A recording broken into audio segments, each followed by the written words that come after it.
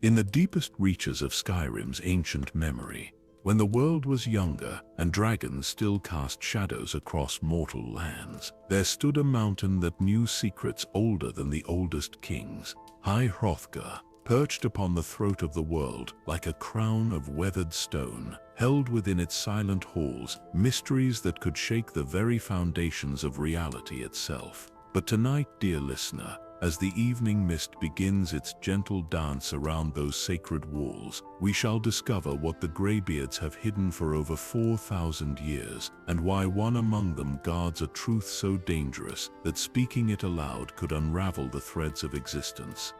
The story begins on a twilight evening, when the mountain wore its mantle of soft snow, and the 7,000 steps lay carpeted in hushed reverence.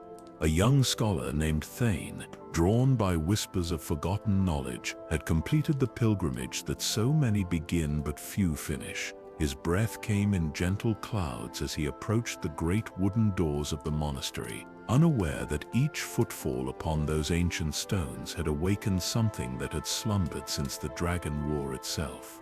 The doors opened without sound, as if the mountain itself welcomed this seeker of truth.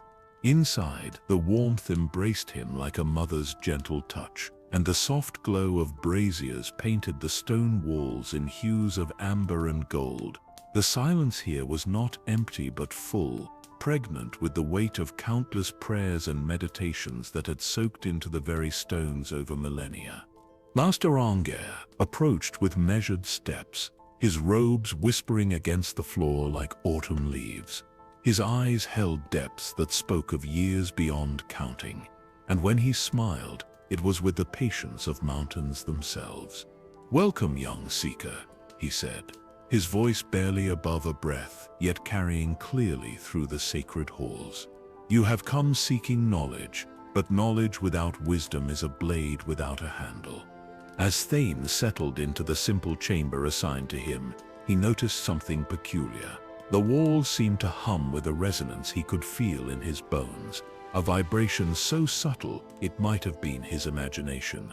Yet when he pressed his palm against the ancient stone, he could swear he felt a heartbeat, slow and deep and patient as eternity itself.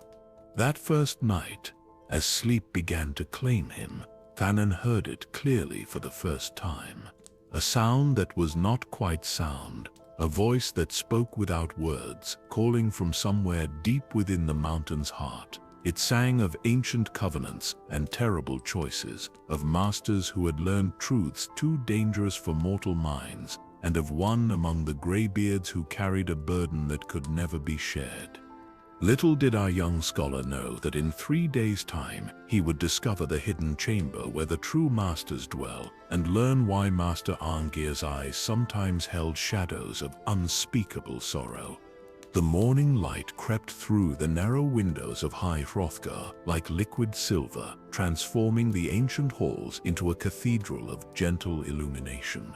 Thu'um awakened to the sound of distant chanting, voices so harmonized they seemed to emerge from the mountain itself rather than mortal throats.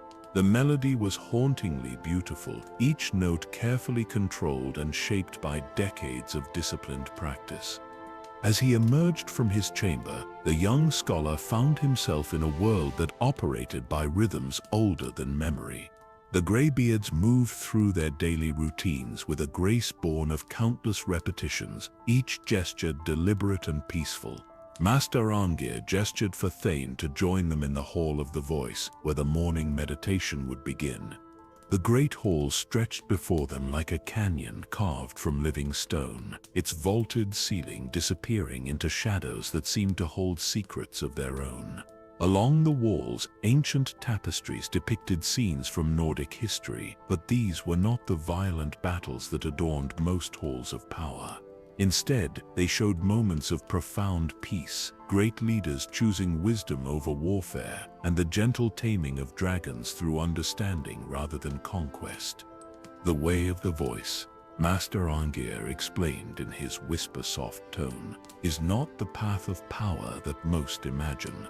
It is the discipline of restraint, the strength found in silence, the wisdom to know when words can heal and when they can destroy." His weathered hands gestured toward the tapestries. These images tell the true history of the Thu'um, not as a weapon of war, but as a force of harmony that binds all living things.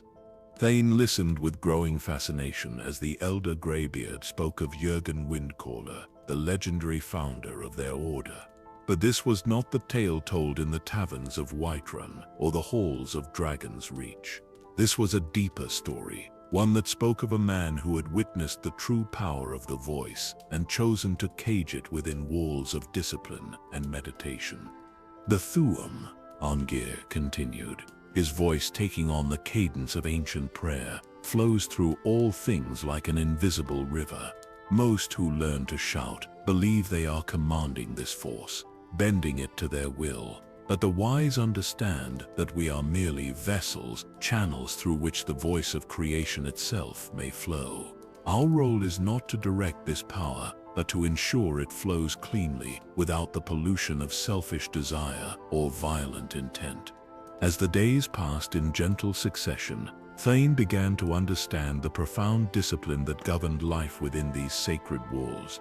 The Greybeards rose before dawn for meditation, their breathing exercises creating subtle harmonics that seemed to resonate with the mountain itself. They ate simple meals in contemplative silence, each bite taken with mindful gratitude.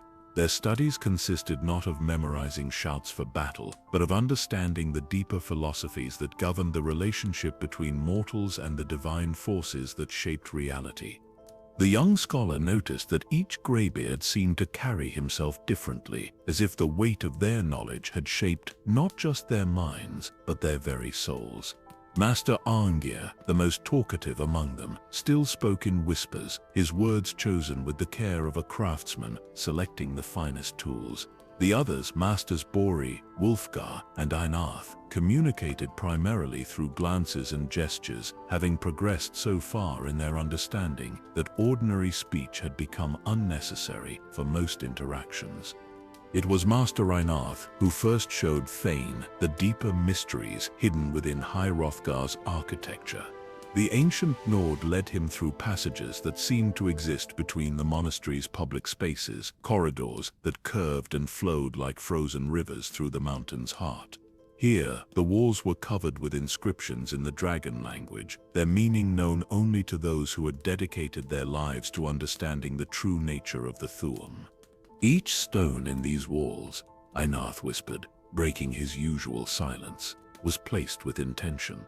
The entire monastery is a Thu'um made manifest in architecture, a shout of protection and peace that has guarded Skyrim for millennia. His gnarled finger traced one of the dragon script carvings, but there are chambers deeper still, places where even we do not venture lightly, for they contain knowledge that could remake the world or unmake it entirely. As evening approached and the mountain donned its cloak of twilight shadow, Thane found himself drawn to the great balcony that overlooked all of Skyrim. From this height, the province spread below like a living map, its cities twinkling like stars in the gathering darkness. The wind carried scents of pine and snow, of distant hearthfires, and the wild freedom of untamed lands. Standing there in the peaceful embrace of evening, Thane began to understand why the Greybeards had chosen this place for their eternal vigil. High Hrothgar was not merely a monastery, but a sanctuary, a place where the ancient wisdom could be preserved and protected from those who would misuse it. The mountain itself seemed to pulse with patient strength, like a great heart beating in rhythm with the turning of the seasons. Yet, even as peace settled around him like a comfortable blanket, Thane could not shake the memory of that strange voice he had heard on his first night. The singing that came from somewhere deeper in the mountain than any chamber he had yet seen. Master Arngir's words echoed in his mind, speaking of knowledge that required wisdom to safely hold, and he wondered what secrets lay hidden in the depths below, waiting for one deemed worthy to receive them. On the third morning of his stay within the sacred halls, Thane awakened to a silence that felt different from the contemplative quiet he had grown accustomed to. This was not the peaceful stillness of meditation, but rather the hushed expectancy that precedes revelation.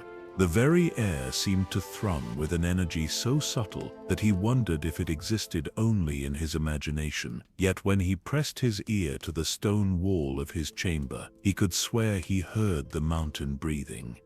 As he made his way to the hall of the voice for morning prayers, Thu'um noticed that the familiar tapestries seemed somehow more vivid than before, their colors deeper and more alive. The ancient Nordic heroes depicted in those woven chronicles appeared to watch him with knowing eyes, as if they too had once walked the path he now traveled. The dragon script that bordered each tapestry seemed to shimmer in the brazier light, the characters shifting and flowing like living things.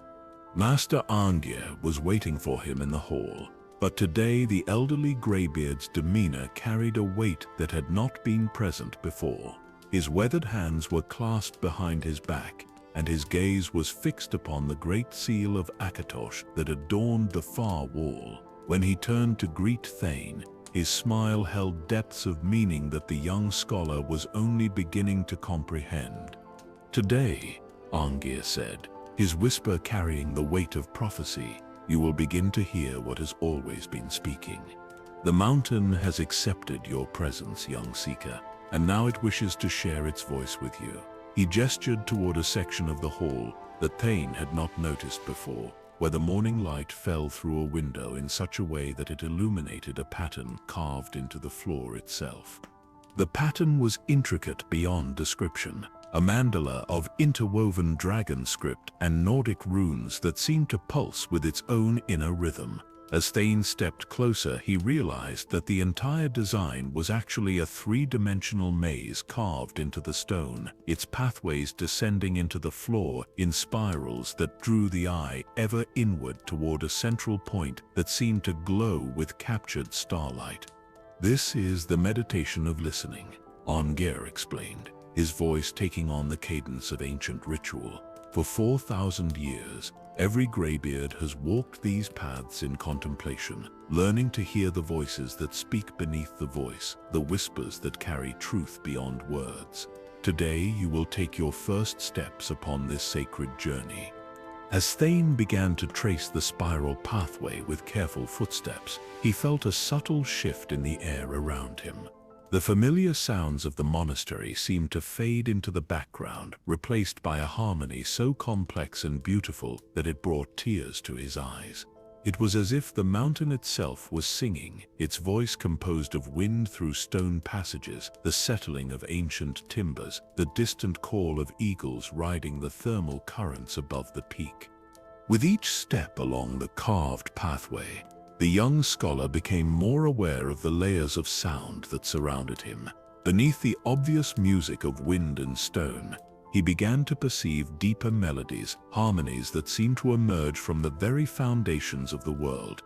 There were voices in that music, he realized, countless voices speaking in tongues older than the Nordic language, older perhaps than mortal speech itself. Master Bori appeared at the edge of the meditation circle, his presence as silent and steady as mountain stone. Unlike Arngir, Bori rarely spoke at all, communicating instead through subtle gestures and the profound depth of his gaze. Today, however, he opened his mouth and released a single perfect note that seemed to hang in the air like crystallized sunlight. The note resonated with the carved pathways beneath Thu'um's feet, causing the entire meditation circle to vibrate in harmony. "Do you hear it now?" Arngir asked, though his lips had not moved. The words seemed to come from everywhere and nowhere, carried on the waves of sound that filled the sacred space.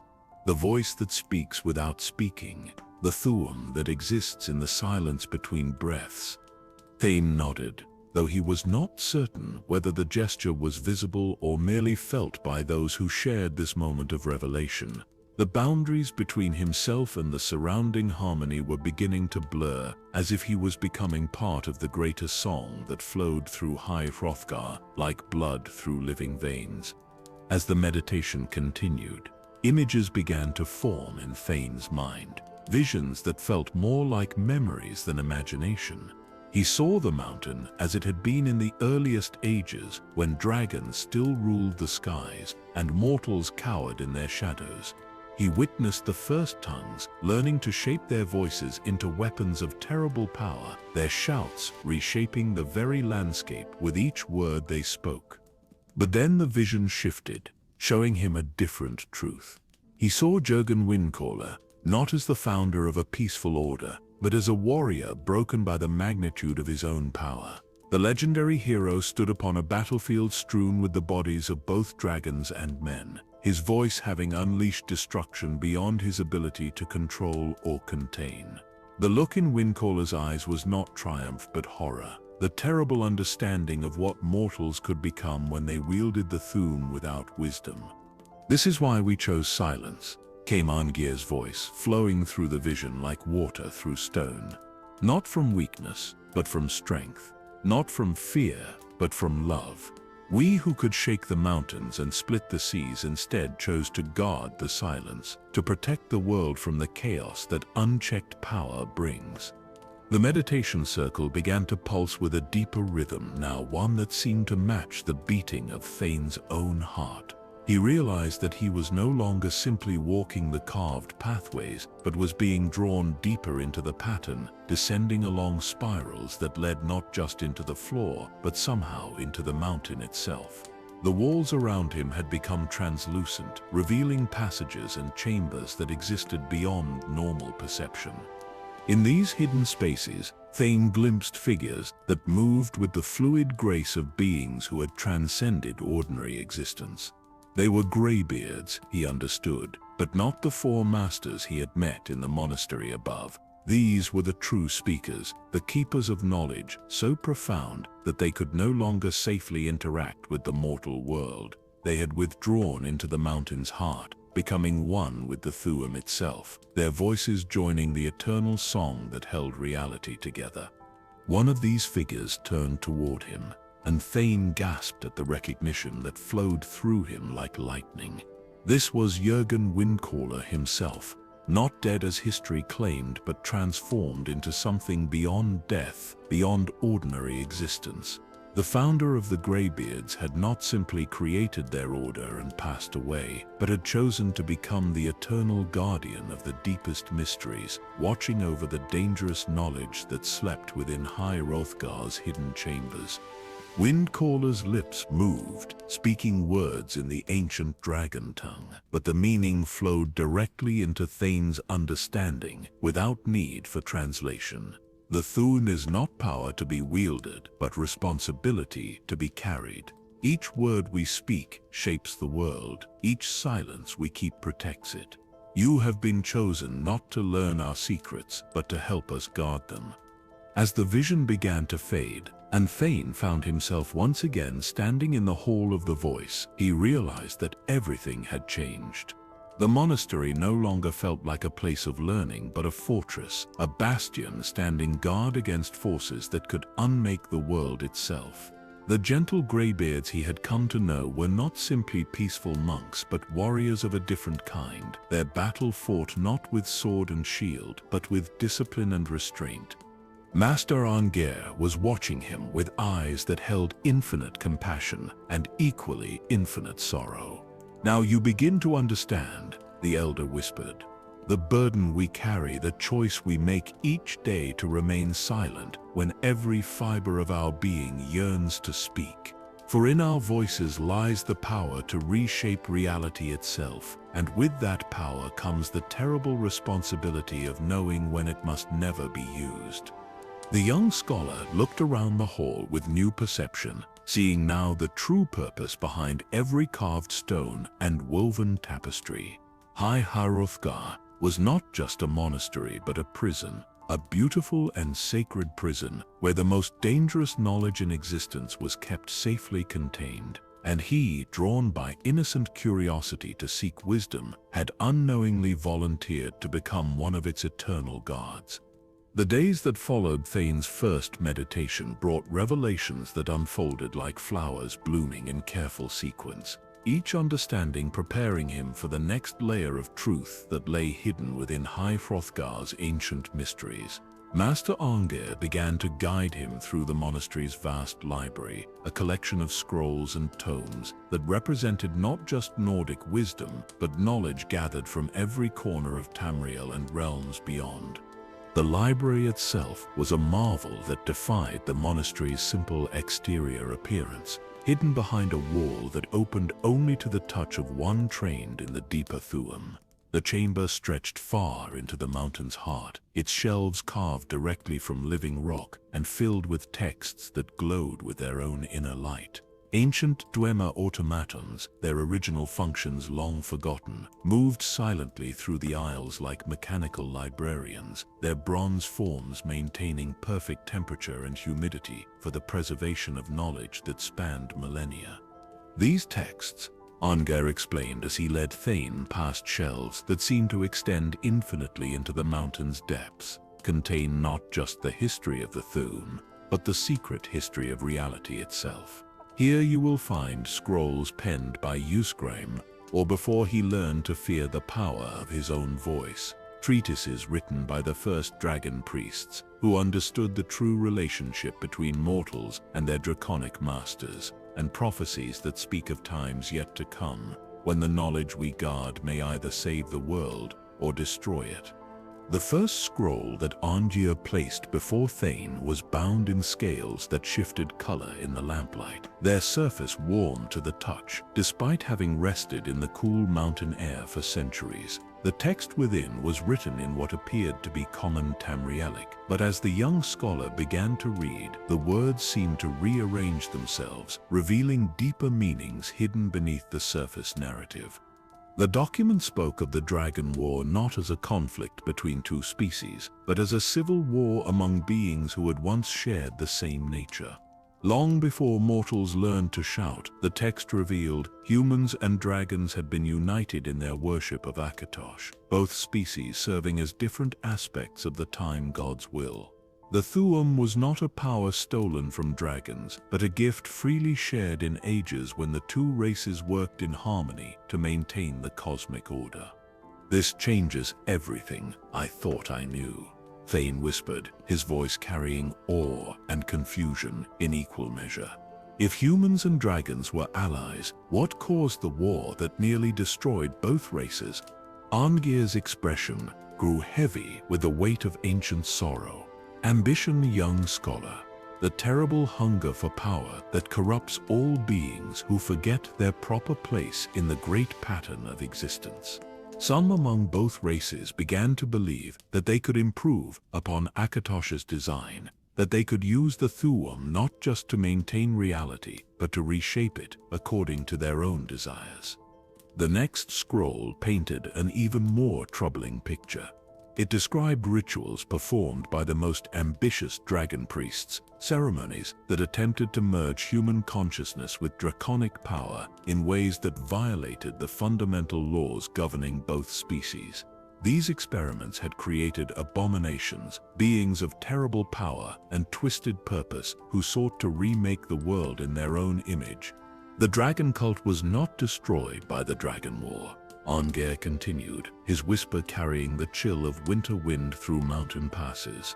It was driven underground, its survivors scattering to hidden sanctuaries where they continued their forbidden research. Some say that deep beneath the earth, in places where dragonfire still burns in veins of ebony and gold, these corrupted beings still work to complete their ancient project. As Thane delved deeper into the hidden texts, he began to understand why the Greybeards had chosen their path of silence and restraint. The Thu'um was revealed not as a simple form of magic, but as the fundamental force that held reality together. Every word spoken with true power added to or subtracted from the cosmic harmony that kept the world stable. The Greybeards were not just monks seeking personal enlightenment, but cosmic engineers maintaining the structural integrity of existence itself. One particularly ancient scroll, its parchment so delicate that it seemed to be made of crystallized breath, contained a prophecy that made Thane's blood run cold. Written in the script used only by the most learned dragon priests, it spoke of a time when the barriers between worlds would weaken, when ancient powers would stir from their slumber and seek to reclaim dominion over both dragons and mortals. The Kalpa cycle, Arngir explained, when Thane asked about the prophecy's meaning. The great wheel of time that turns through cosmic ages, each revolution bringing destruction and renewal in equal measure. We are approaching the end of the current Kalpa, young seeker, and when it turns again, all the knowledge we have worked to preserve may be needed to ensure that something resembling our world survives the transition. The revelation struck Thane like a physical blow. He had come to High Hrothgar seeking knowledge out of simple curiosity, but now he understood that he had walked into the center of a cosmic drama that had been playing out for millennia. The Greybeards were not just guardians of dangerous knowledge, but sentinels watching for signs that the end of the world was approaching. Master Einath appeared at Thane's shoulder, his usually silent presence carrying an urgency that the young scholar had never felt before. Without words, the elderly Greybeard gestured toward a section of the library that was separated from the rest by barriers that seemed to be made of crystallized sound itself. Beyond those barriers, Thane could see scrolls that glowed with their own inner fire, texts so dangerous that even approaching them required preparation and protection. "The Forbidden Vault," Arngir said, his voice dropping to barely audible levels. "Here lie the texts that must never be read aloud, the knowledge that could unravel the threads of reality if spoken by an unprepared voice. Dragon language so pure and powerful that it exists in perfect harmony with the forces that shape existence itself." Through the crystalline barriers, Thane could see scrolls that seemed to move of their own accord, their text shifting and flowing like living things.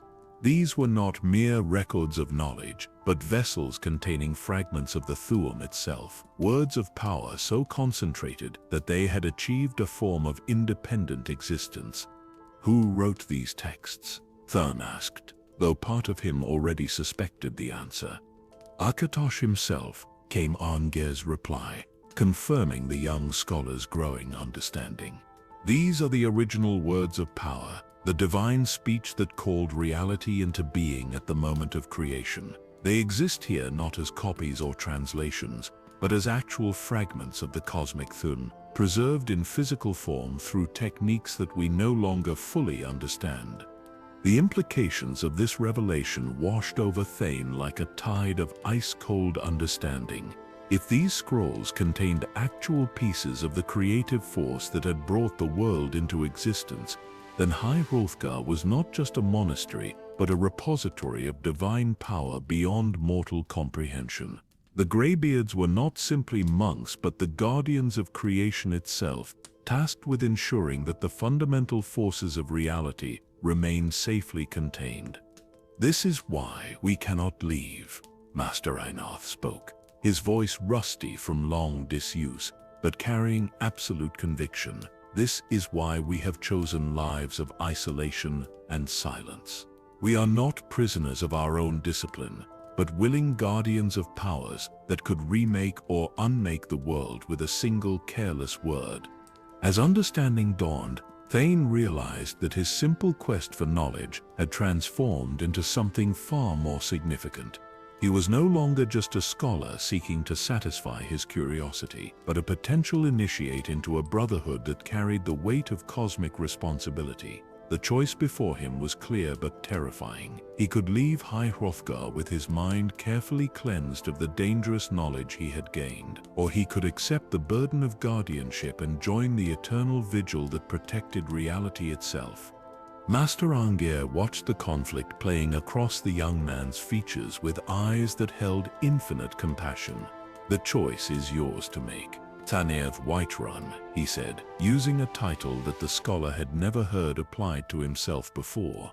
"But know this, once you have seen the truth that lies at the heart of existence, you can never again live as though it does not matter. Whether you stay or go, you will carry this knowledge with you, and it will shape every decision you make for the rest of your days." The weight of that responsibility settled around Thane like a mantle made of starlight and shadow, beautiful and terrible in equal measure. He understood now why Master Aengir's eyes sometimes held such profound sorrow, why the other Greybeards moved through their days with the careful deliberation of beings who knew that every action could have cosmic consequences. The mountain around him seemed to pulse with patient expectation, waiting for his decision with the infinite patience of stone and sky. The dawn that followed Thane's revelation in the Forbidden Vault brought with it a crystalline clarity that seemed to transform the very air within High Hrothgar. As he emerged from his chamber, having spent the night in deep contemplation of the choice that lay before him, the young scholar found that the monastery's familiar halls had taken on an entirely new character.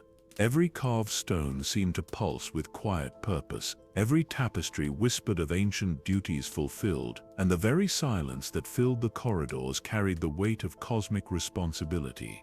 Master Aengir was waiting for him in the Hall of the Voice, but today, the elderly Greybeard was not alone. Standing beside him were the other three masters, their presence creating a circle of profound solemnity that spoke of rituals older than recorded history. Master Bori, his face bearing the serene expression of one who had found perfect peace in silence, held in his weathered hands a simple wooden bowl filled with water that seemed to capture and reflect light in impossible ways. Master Wulfgar, whose rare words carried the weight of mountains, stood with his eyes closed, his breathing so controlled that it created subtle harmonics in the air around him. Master Einarth, the keeper of the deepest silences, watched Thane with eyes that held depths of understanding beyond mortal comprehension. "You have chosen to accept the calling," Aengir said, though it was not a question. Somehow, through means that transcended ordinary communication, the Greybeards had perceived the decision that Thane had made in the quiet hours before dawn. "The mountain has spoken your name in the language that exists beneath language, and we have heard its voice clearly."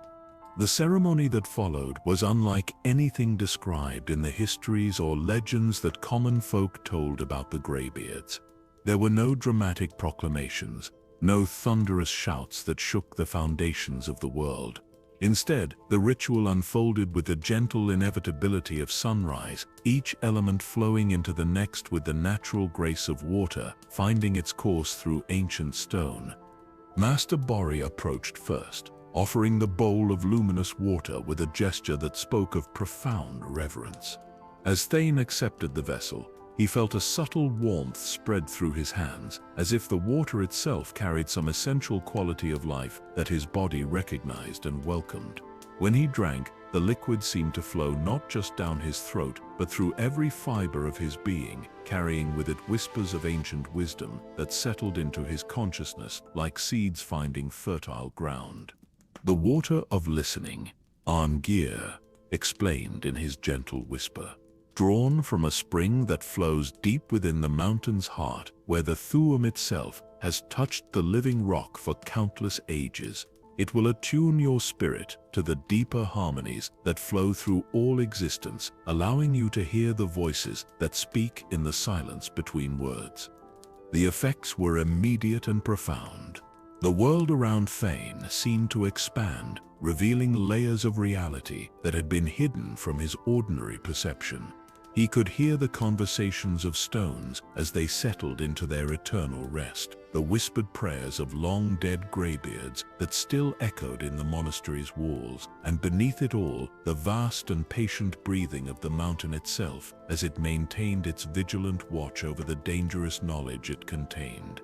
Master Wulfgar stepped forward next, his movements creating subtle disruptions in the air that Thane could now perceive as ripples of controlled Thu'um.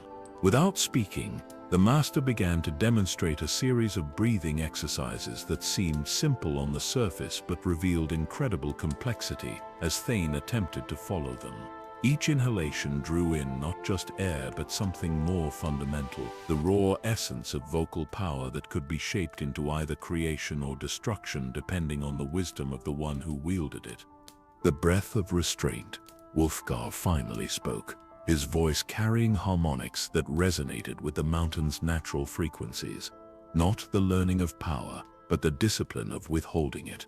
Each breath you take from this moment forward will contain the potential to reshape reality.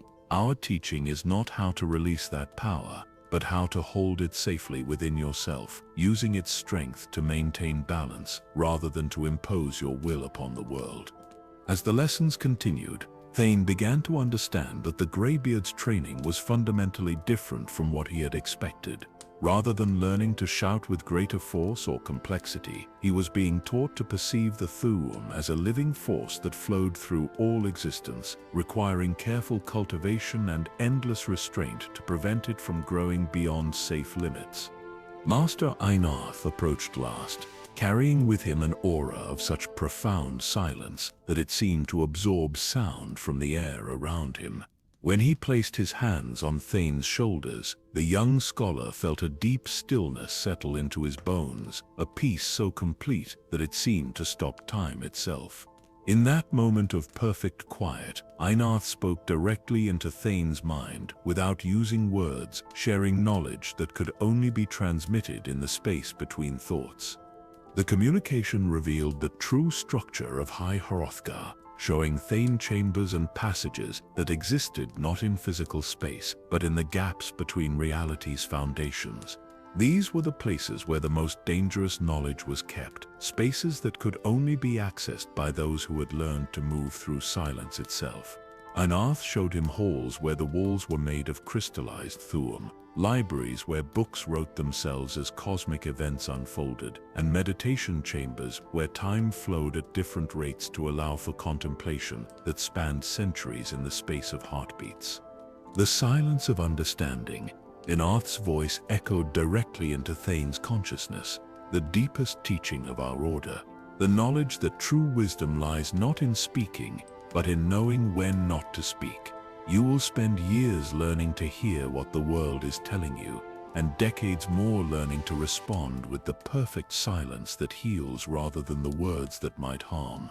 As the formal ceremony concluded, Master Hrothgar led Thane through passages that he had not known existed, corridors that curved and twisted through the mountain's interior like the chambers of some vast heart. The walls here were covered with inscriptions in languages that predated mortal civilization, their meanings flowing directly into Thane's enhanced understanding without need for conventional translation.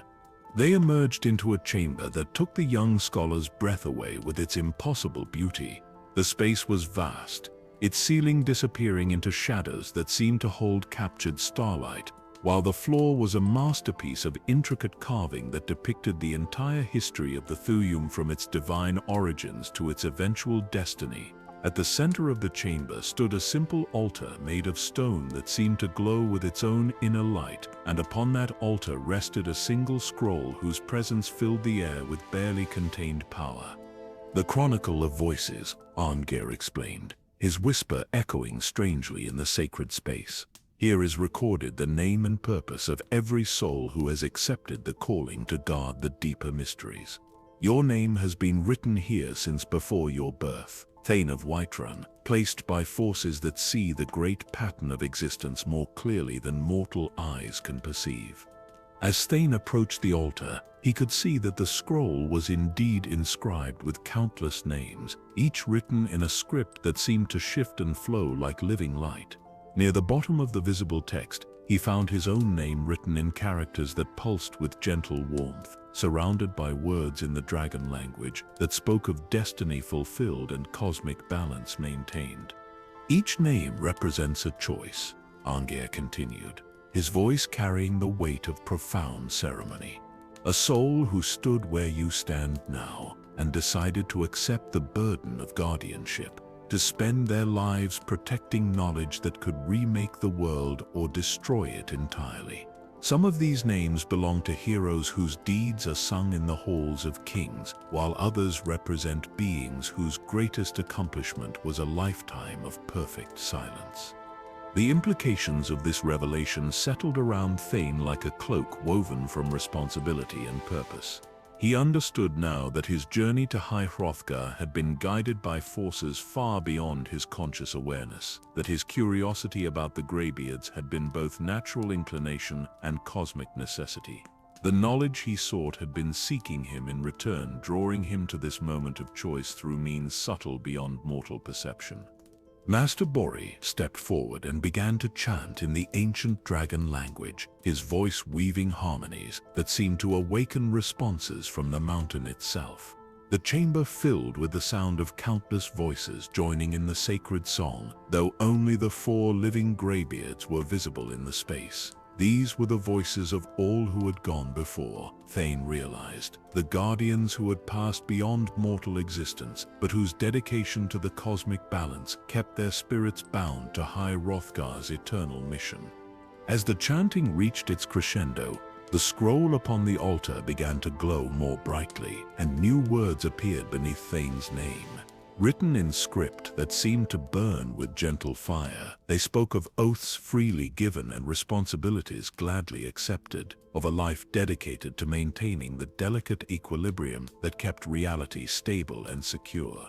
"Speak your acceptance," Hrothgar instructed, though Thane understood that the words he spoke would be less important than the intention behind them. "Let the mountain hear your voice, joined to the eternal chorus of those who guard the silence that protects the world." Taking a deep breath that seemed to draw in the essence of the sacred space around him, Thane spoke the ancient formula that bound him to the Greybeards' eternal mission. His words echoed through dimensions beyond the physical, carrying his commitment to places where cosmic forces took note of mortal choices and adjusted their vast patterns accordingly. As the ceremony reached its completion, Thane felt a profound transformation beginning within himself. The knowledge that had been shared with him was settling into his consciousness like seeds finding perfect soil, while the disciplines he had learned were becoming as natural as breathing. He understood now that his life had truly begun at this moment, that everything before had been merely preparation for the purpose he would serve from this day forward. The mountain itself seemed to welcome him with a warmth that flowed through stone and air, acknowledging him as one of its chosen guardians. High Hrothgar was no longer simply a place he visited, but his eternal home, a sanctuary where he would spend his days in contemplation and his nights in vigilant protection of the knowledge that could reshape existence itself. In the days that followed his formal acceptance into the Brotherhood of Guardians, Thane discovered that High Hrothgar possessed depths of mystery that even his enhanced perception had not fully grasped. The mountain revealed itself to him gradually, like a flower opening its petals to welcome the morning sun, each new understanding preparing him for revelations that went deeper into the heart of cosmic truth. Master Hrothgar became his primary guide through these expanding mysteries, leading him through chambers that existed in the spaces between normal reality. These were not simply hidden rooms carved from stone, but dimensional pockets where the laws of physics bent to accommodate knowledge too vast for ordinary space to contain. In one such chamber, Thane encountered his first direct communication with the voices of the ancient past, spirits of former Greybeards who had achieved such perfect harmony with the Thu'um that death had become merely another form of service. The first voice to speak belonged to Jurgen Windcaller himself, though the legendary founder of the Greybeards appeared not as the warrior monk of historical accounts, but as a being of pure sound and light, whose very presence caused the air to shimmer with barely contained power. When Windcaller spoke, his words bypassed Thane's ears entirely, resonating directly within his enhanced consciousness with the clarity of perfect truth. "Welcome, young guardian." Windcaller's voice carried the weight of millennia spent in contemplation of cosmic mysteries. "You have accepted a burden that will reshape your understanding of existence itself. The Thu'um you have begun to perceive is not simply a form of magic or martial art, but the fundamental creative force that spoke reality into being at the moment of creation. Every word you speak from this day forward will add to or subtract from the great harmony that holds the world together."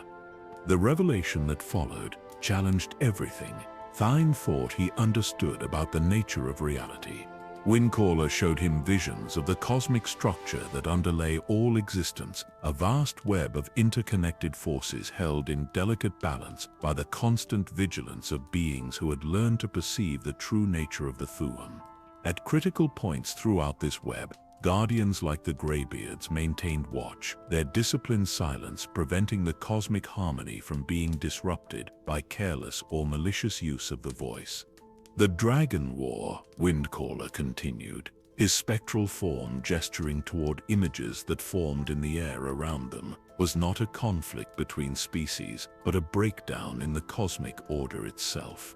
Dragons and mortals had been created to serve complementary roles in maintaining reality's stability, but ambition and pride corrupted members of both races, leading them to use the Thu'um for personal gain rather than universal service.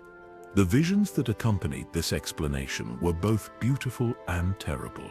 Thu'um witnessed the world as it had been in the earliest ages, when dragons soared through skies that sang with perfect harmony, while mortals below lived in communities that resonated with the same cosmic frequencies.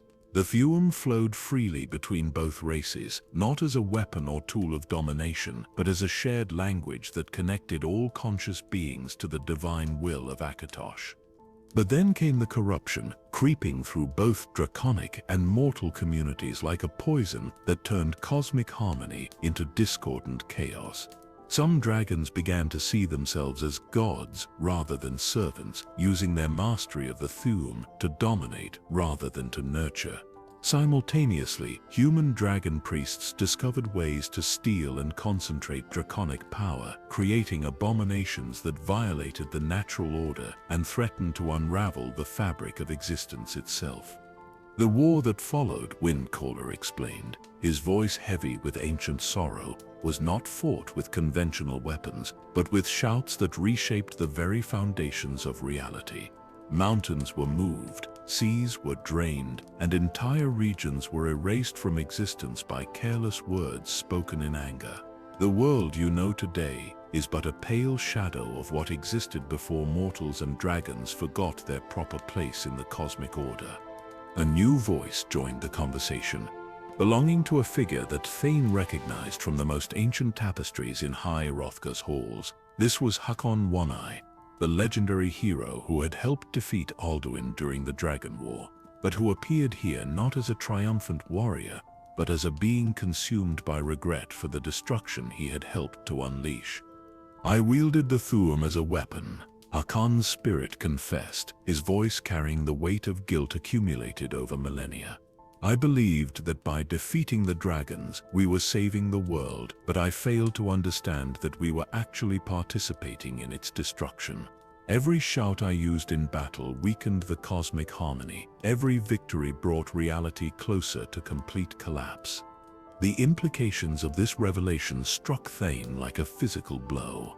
The heroic narratives he had grown up hearing, the tales of brave mortals overthrowing draconic tyranny, were revealed as tragic misunderstandings of a cosmic catastrophe that had nearly destroyed everything.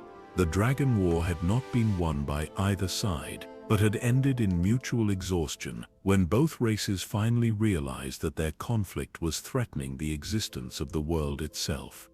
This is why we chose the path of silence, a third voice added, belonging to a figure that Thane did not recognize, but whose presence radiated authority that surpassed even Windcaller's ancient wisdom, not from cowardice or weakness, but from the terrible understanding of what our voices could unleash if we allowed passion or pride to guide them. We became guardians not of knowledge, but of ignorance, ensuring that the destructive secrets of the Thu'um would never again be used to threaten reality's foundations. As the spirits continued their revelations, Kaisen began to understand the true scope of the Greybeards' mission. High Hrothgar was not simply a monastery where wise men contemplated spiritual mysteries, but a fortress standing guard against the return of chaos that had nearly consumed the world. The dangerous knowledge preserved in the Forbidden Vault represented not just historical records, but active threats to cosmic stability that required constant vigilance to keep contained. Master Ongir, who had remained silent during the spirit's communications, finally spoke with a voice that carried new depths of meaning. Every greybeard who has ever lived has struggled with the same temptation that nearly destroyed our predecessors. We possess knowledge that could remake the world according to our vision, power that could solve every problem and correct every injustice. The discipline of our order lies not in learning to use this power wisely, but in choosing never to use it at all. The chamber around them began to shift and change, revealing glimpses of other dimensional spaces where different aspects of the cosmic truth were preserved and protected. Tane saw libraries where books rewrote themselves to reflect changing cosmic conditions, meditation halls where time flowed backward to allow contemplation of alternate possibilities, and workshops where the fundamental forces of reality were carefully maintained and adjusted by beings who had transcended mortal existence. The Thu'um exists in layers. Windcaller explained as these visions unfolded around them. What most people understand as shouting is merely the surface level, words of power that can affect the physical world in limited ways. Beneath that lies the Thu'um of emotion, which can reshape the feelings and intentions of all living beings. Deeper still is the Thu'um of thought, which can rewrite the very concepts that define reality. And at the deepest level exists the Thu'um of existence itself, the creative force that determines what is real and what is not. The spirits began to demonstrate these deeper levels of the voice, though their words remained unspoken to prevent any accidental effects on the surrounding reality. Thane felt the demonstrations as changes in the fundamental nature of his consciousness, brief glimpses of what it would mean to wield power that could redefine the basic laws of physics or reshape the emotional landscape of entire civilizations. This is why we guard the silence. Hakon's spirit emphasized, his form flickering with the intensity of his conviction. Every person who learns the deeper mysteries of the Thu'um becomes a potential threat to everything that exists. Not because they are evil, but because the temptation to use such power for what seems like good is almost impossible to resist. As the profound lesson continued, Fan began to perceive the intricate network of safeguards that the Greybeards had constructed over thousands of years. High Hrothgar was not just a single monastery, but the central node in a web of hidden sanctuaries scattered throughout Tamriel and beyond. In each of these places, dedicated guardians maintained watch over specific aspects of the dangerous knowledge, their combined vigilance creating a barrier against the return of the chaos that had once threatened to unmake the world. You will spend the coming years learning to perceive this network, Master Anger informed him, his whisper carrying the weight of prophecy. Your enhanced consciousness will gradually attune itself to the voices of guardians in distant places, allowing you to participate in the collective meditation that keeps reality stable. It is a responsibility that will grow heavier with each passing season, but also one that will bring you closer to the true purpose for which all conscious beings were created. The ancient spirits began to fade as the lesson reached its conclusion, but their final words carried warnings that would echo in Thane's memory for years to come. The cosmic balance grows more fragile with each passing age, Windcaller's voice whispered as his luminous form dissolved back into the mountain's living stone. Forces that were contained during the Dragon War continue to work toward their own resurrection, seeking ways to break the barriers that prevent them from completing their ancient project of remaking reality according to their corrupted vision. Your generation of guardians may be the last to enjoy the luxury of peaceful contemplation, Hakon added, his spirit's warrior nature still evident even in his ethereal state. The signs suggest that a time of testing approaches when the knowledge we have protected may need to be used despite the terrible risks involved. Prepare yourself, young guardian, for the silence you have embraced may one day need to give way to words that will either save the world or destroy it entirely. As the chamber returned to its normal appearance, and the voices of the ancient masters faded into memory, Tane found himself forever changed by what he had experienced. The weight of cosmic responsibility had settled upon his shoulders like a mantle woven from starlight and shadow, beautiful in its significance, but almost crushing in its implications. He understood now that his life belonged not to himself, but to the great pattern of existence, and that every choice he made from this moment forward would ripple through dimensions beyond mortal comprehension. Master Arngir placed a gentle hand on his shoulder, offering comfort that transcended words. "The burden is heavy," the elderly greybeard acknowledged, "but it is shared among many, and it is carried in service to something greater than any individual existence. In time, you will discover that the weight you feel today will transform into strength, and the responsibility that seems overwhelming will become the source of the deepest joy you have ever known." The seasons turned like pages in an ancient tome as Thane settled into the rhythm of his new existence within High Hrothgar's sacred halls.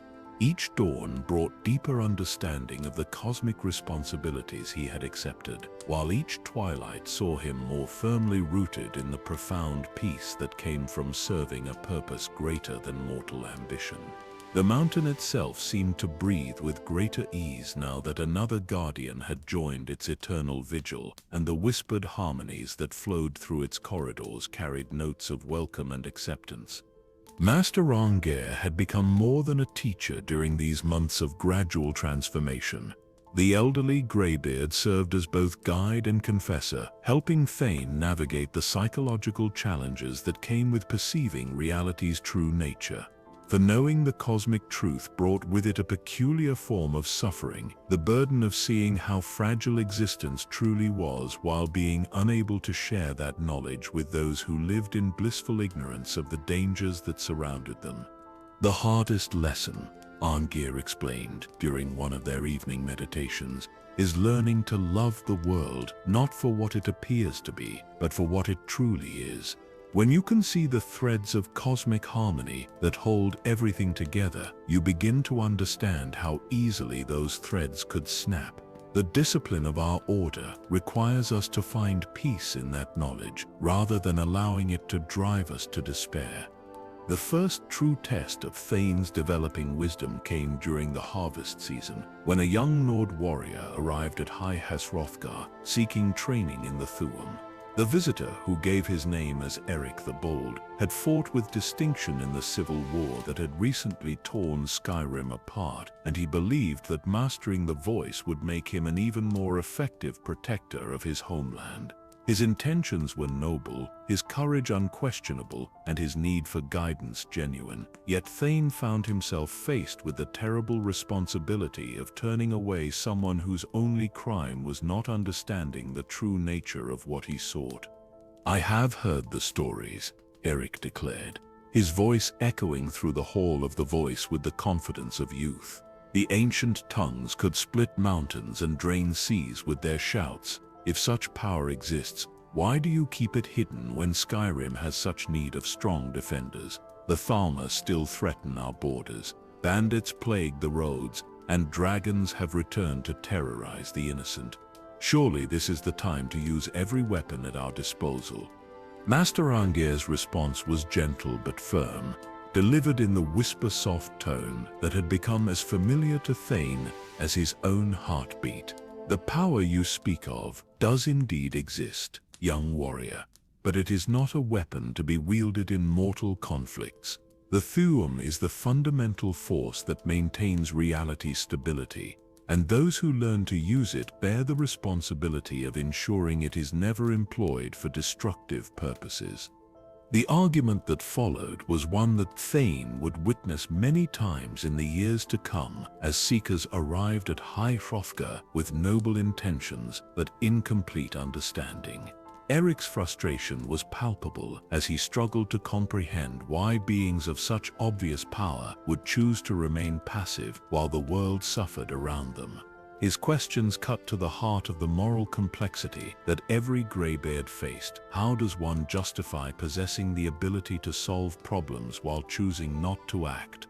"You could end the Thalmor threat with a single shout," Eric insisted, his warrior's pragmatism clashing against the cosmic perspective that governed the greybeard's choices.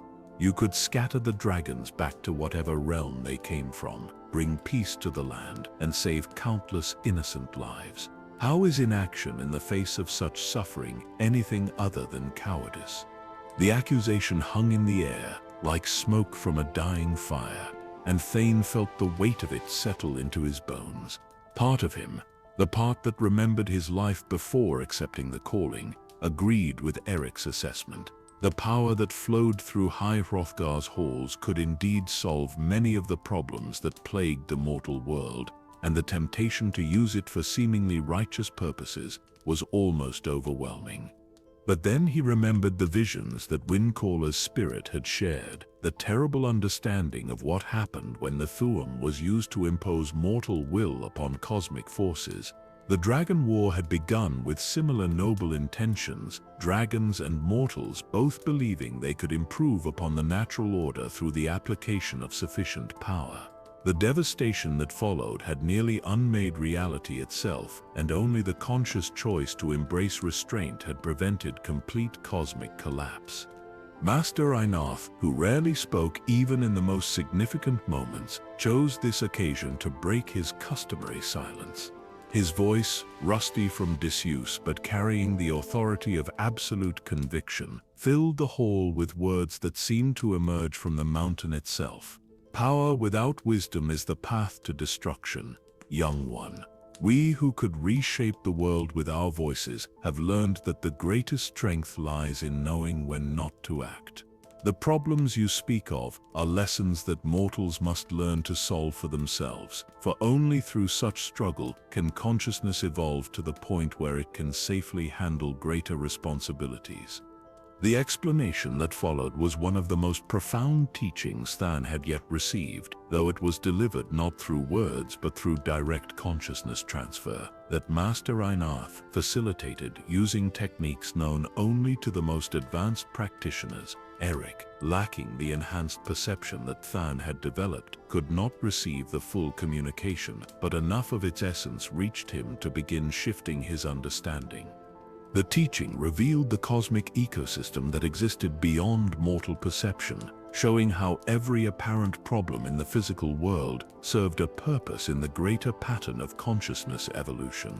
Wars forced societies to develop better systems of cooperation, natural disasters taught resilience and mutual aid, and even the return of dragons served to challenge mortals to grow beyond their current limitations. Intervention by beings of cosmic power would short-circuit these learning processes, creating a stagnant civilization that never developed the wisdom necessary to handle greater responsibilities. But innocent people suffer while these lessons unfold. Unrak protested, though his tone had lost much of its earlier certainty. Children die in wars they did not start. Families are destroyed by forces beyond their control. And good people live in fear of threats they cannot understand. How can such suffering serve any meaningful purpose? The question struck at the heart of the moral paradox that had tormented philosophers and theologians throughout history, and Master Arngeir's response carried the weight of millennia spent wrestling with these same doubts. Suffering is indeed terrible, he acknowledged, his whisper somehow carrying more emotional depth than any shout could have conveyed. But the alternative to natural suffering is artificial peace imposed by those who believe themselves wise enough to determine what is best for others. Such imposed order inevitably becomes tyranny, as those who wield ultimate power gradually lose touch with the experiences of those they claim to protect. The teaching continued as the afternoon wore on, with each greybeard contributing insights that had been refined through decades of contemplation and debate. They spoke of civilizations in distant realms where godlike beings had chosen to intervene in mortal affairs, creating societies that appeared perfect on the surface but had become spiritually stagnant beneath. Without the necessity of growth through challenge, these civilizations had produced beings of great comfort but little wisdom, creatures who lived in paradise but had never developed the depth of character that comes from overcoming genuine adversity. This is why Akatosh allows suffering to exist, Master Bori added. his rare words carrying the authority of divine revelation, not from cruelty or indifference, but from love so profound that it encompasses the long view of consciousness evolution. The time God sees not just the immediate pain of individual lives, but the ultimate growth that emerges from the struggle to overcome that pain through cooperation, creativity, and moral development. As evening approached, and the mountain donned its cloak of twilight shadow, Eric's anger gradually transformed into something approaching understanding. The warrior's certainty had been shaken by confronting the complexity of cosmic responsibility, and though he did not fully accept the Greybeards' philosophy, he began to glimpse the magnitude of the choices they faced every day. The power to reshape reality carried with it the burden of determining not just what could be done, but what should be done from the perspective of ultimate wisdom rather than immediate compassion. "I still believe action is sometimes necessary," Eric declared, as he prepared to depart, though his tone now carried respect rather than accusation. "Perhaps I cannot understand the cosmic view you claim to possess, but I can see the conviction with which you hold to your principles. If you are wrong, the cost is measured in mortal suffering, but if you are right and intervene carelessly, the cost could be the destruction of everything that exists." The young warrior's departure left a profound silence in his wake, one that spoke to the fundamental loneliness of cosmic responsibility. Thu'um found himself deeply affected by the encounter, understanding for the first time the isolation that came with possessing knowledge too dangerous to share. The Greybeards were cut off not just physically but intellectually from the rest of humanity, forced to make decisions that others could not understand while bearing the weight of consequences that others could not perceive. Master Arngir seemed to sense the melancholy that had settled over his newest student, and he guided Thane to one of the monastery's highest balconies, where the view encompassed all of Skyrim spread below like a living map. The province stretched to the horizons in every direction, its cities twinkling like earthbound stars, while the aurora danced overhead in sheets of ethereal light. "Do you see the beauty?" Arngir asked, his whisper barely audible above the mountain wind. "Not just the physical beauty of the landscape, but the deeper beauty of consciousness struggling to understand itself through countless individual lives. Every light you see represents souls working to grow beyond their current limitations, learning through joy and sorrow alike to become something greater than they were before." The perspective shift was subtle but profound, allowing Thane to perceive the cosmic drama playing out below, not as a collection of problems requiring solutions, but as a vast educational enterprise where consciousness itself was learning to evolve through the experience of limitation and growth. The suffering that seemed so senseless from a mortal perspective revealed itself as part of a greater curriculum designed to develop wisdom, compassion, and strength of character that could not be achieved through easier means. "This is the peace we guard," Arngir continued, his words carrying the weight of ultimate truth. "Not the absence of conflict, but the understanding that all conflict serves consciousness evolution when allowed to unfold according to natural law. Our silence protects not just reality's physical structure, but the cosmic educational process that is the true purpose of existence itself." As the aurora shifted and flowed overhead like visible music, Thane felt the last vestiges of his old worldview dissolving into something far more complex, but ultimately more satisfying. The choice to embrace restraint was revealed not as passive withdrawal from life's challenges, but as active participation in a cosmic purpose so vast that mortal minds could barely glimpse its outline. He was not abandoning the world by joining the Greybeards, but accepting responsibility for protecting the conditions that allowed the world to continue its essential work of consciousness development. The mountain seemed to pulse with approval as this understanding settled into Thane's awareness, its ancient stones resonating with harmonies that spoke of cosmic balance maintained and evolutionary processes protected. High Hrothgar revealed itself once again not as a place of withdrawal from life, but as a watchtower from which guardians could observe the great work of existence and ensure that it continued without interference from those who might mean well but lacked the wisdom to see the full consequences of their actions. In the profound peace that followed this revelation, Thu'um understood that he had passed another crucial test in his development as a guardian of cosmic mysteries. The temptation to use power for apparently good purposes would always remain, but he now possessed the philosophical framework necessary to resist that temptation, while finding deep satisfaction in his chosen role as protector of the conditions that allowed consciousness to grow through its own efforts, rather than through imposed solutions. The deep winter that followed brought with it changes to High Hrothgar that even the most experienced masters had not anticipated. The mountain's usual serenity was disturbed by subtle tremors that seemed to emerge from far beneath its foundations, vibrations so deep and rhythmic that they felt more like the breathing of some vast slumbering entity than geological activity. The monastery's ancient stones began to resonate with harmonics that had been silent for millennia, and the very air within the sacred halls took on a quality of expectancy that spoke of profound transformations approaching.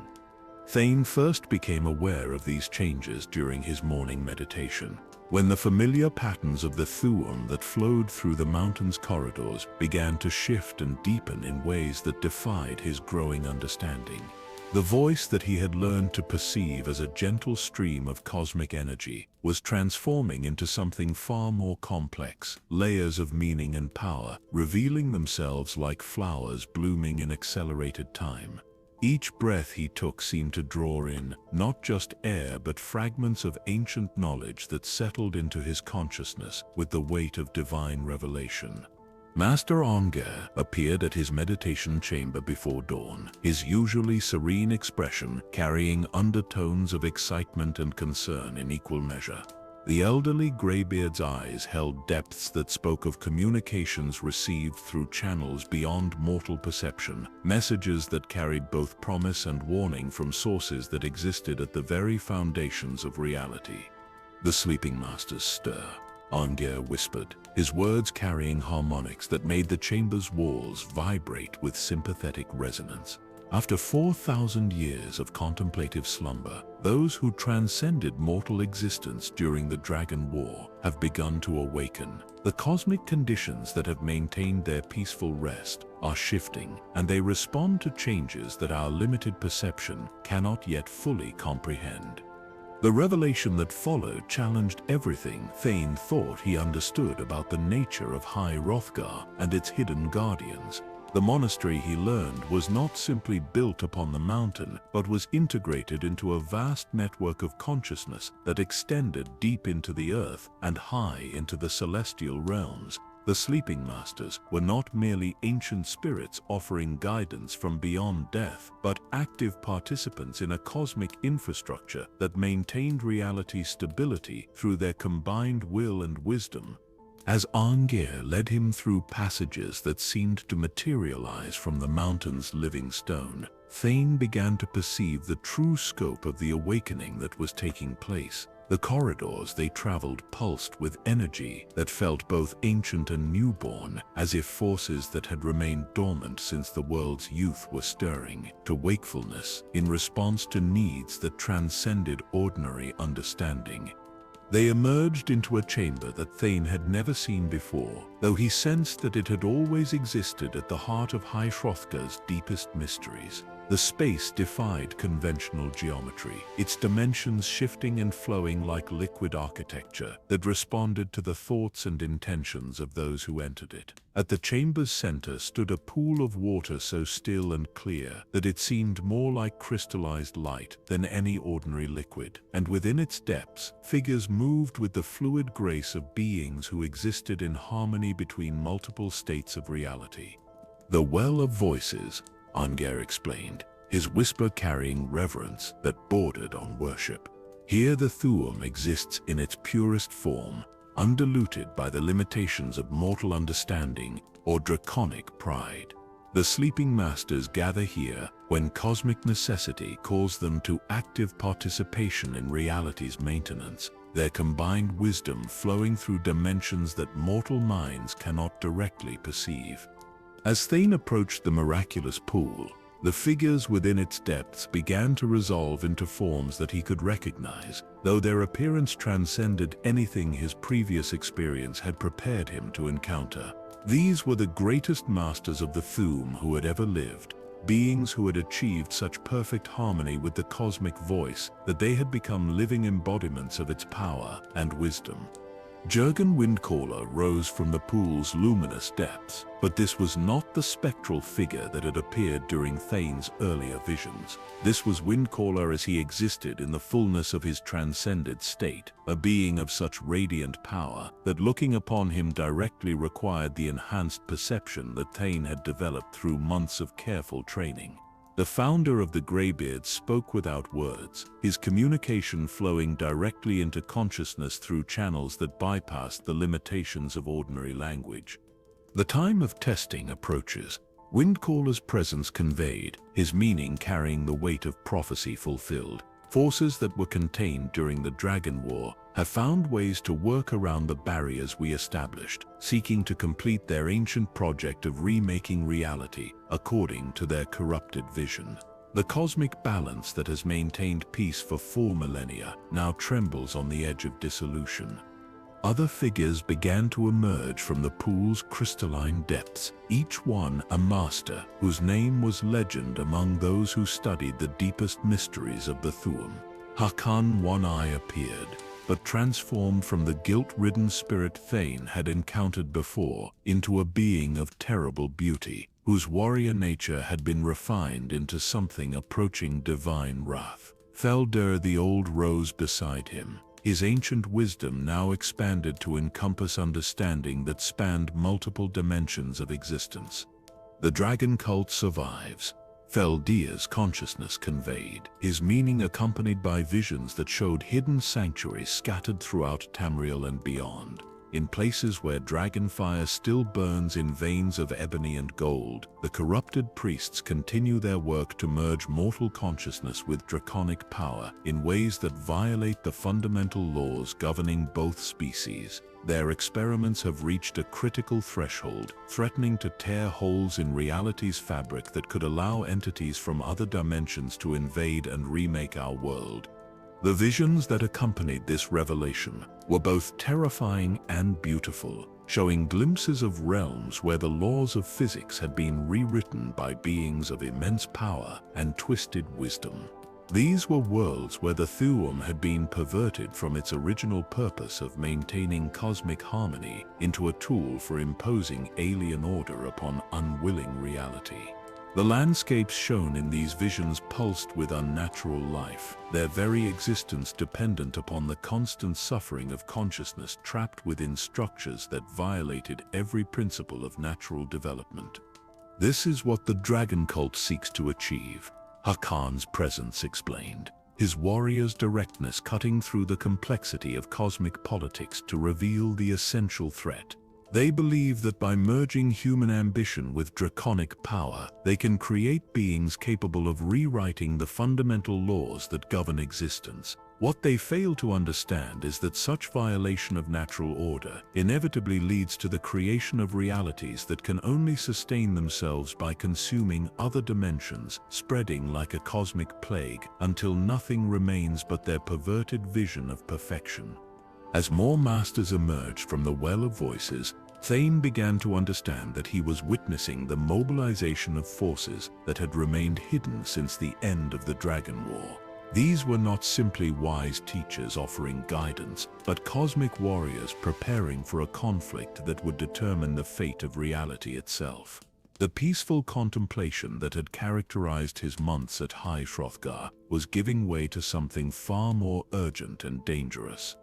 Master soon appeared, the ancient guardian, whose very presence radiated the authority of one who had stood in the presence of Shor himself.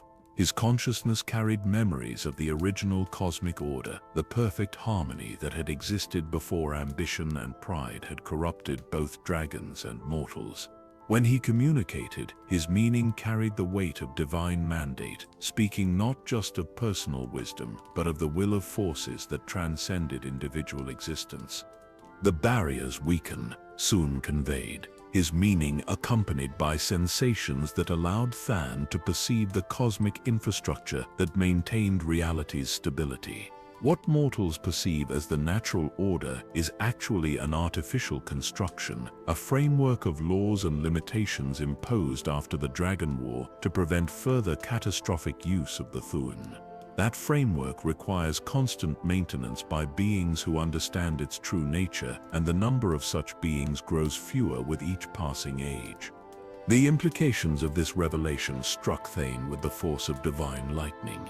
The world he had known throughout his life was not the natural state of existence, but a carefully maintained artificial environment designed to prevent the kind of cosmic catastrophe that had nearly destroyed everything during the Dragon War.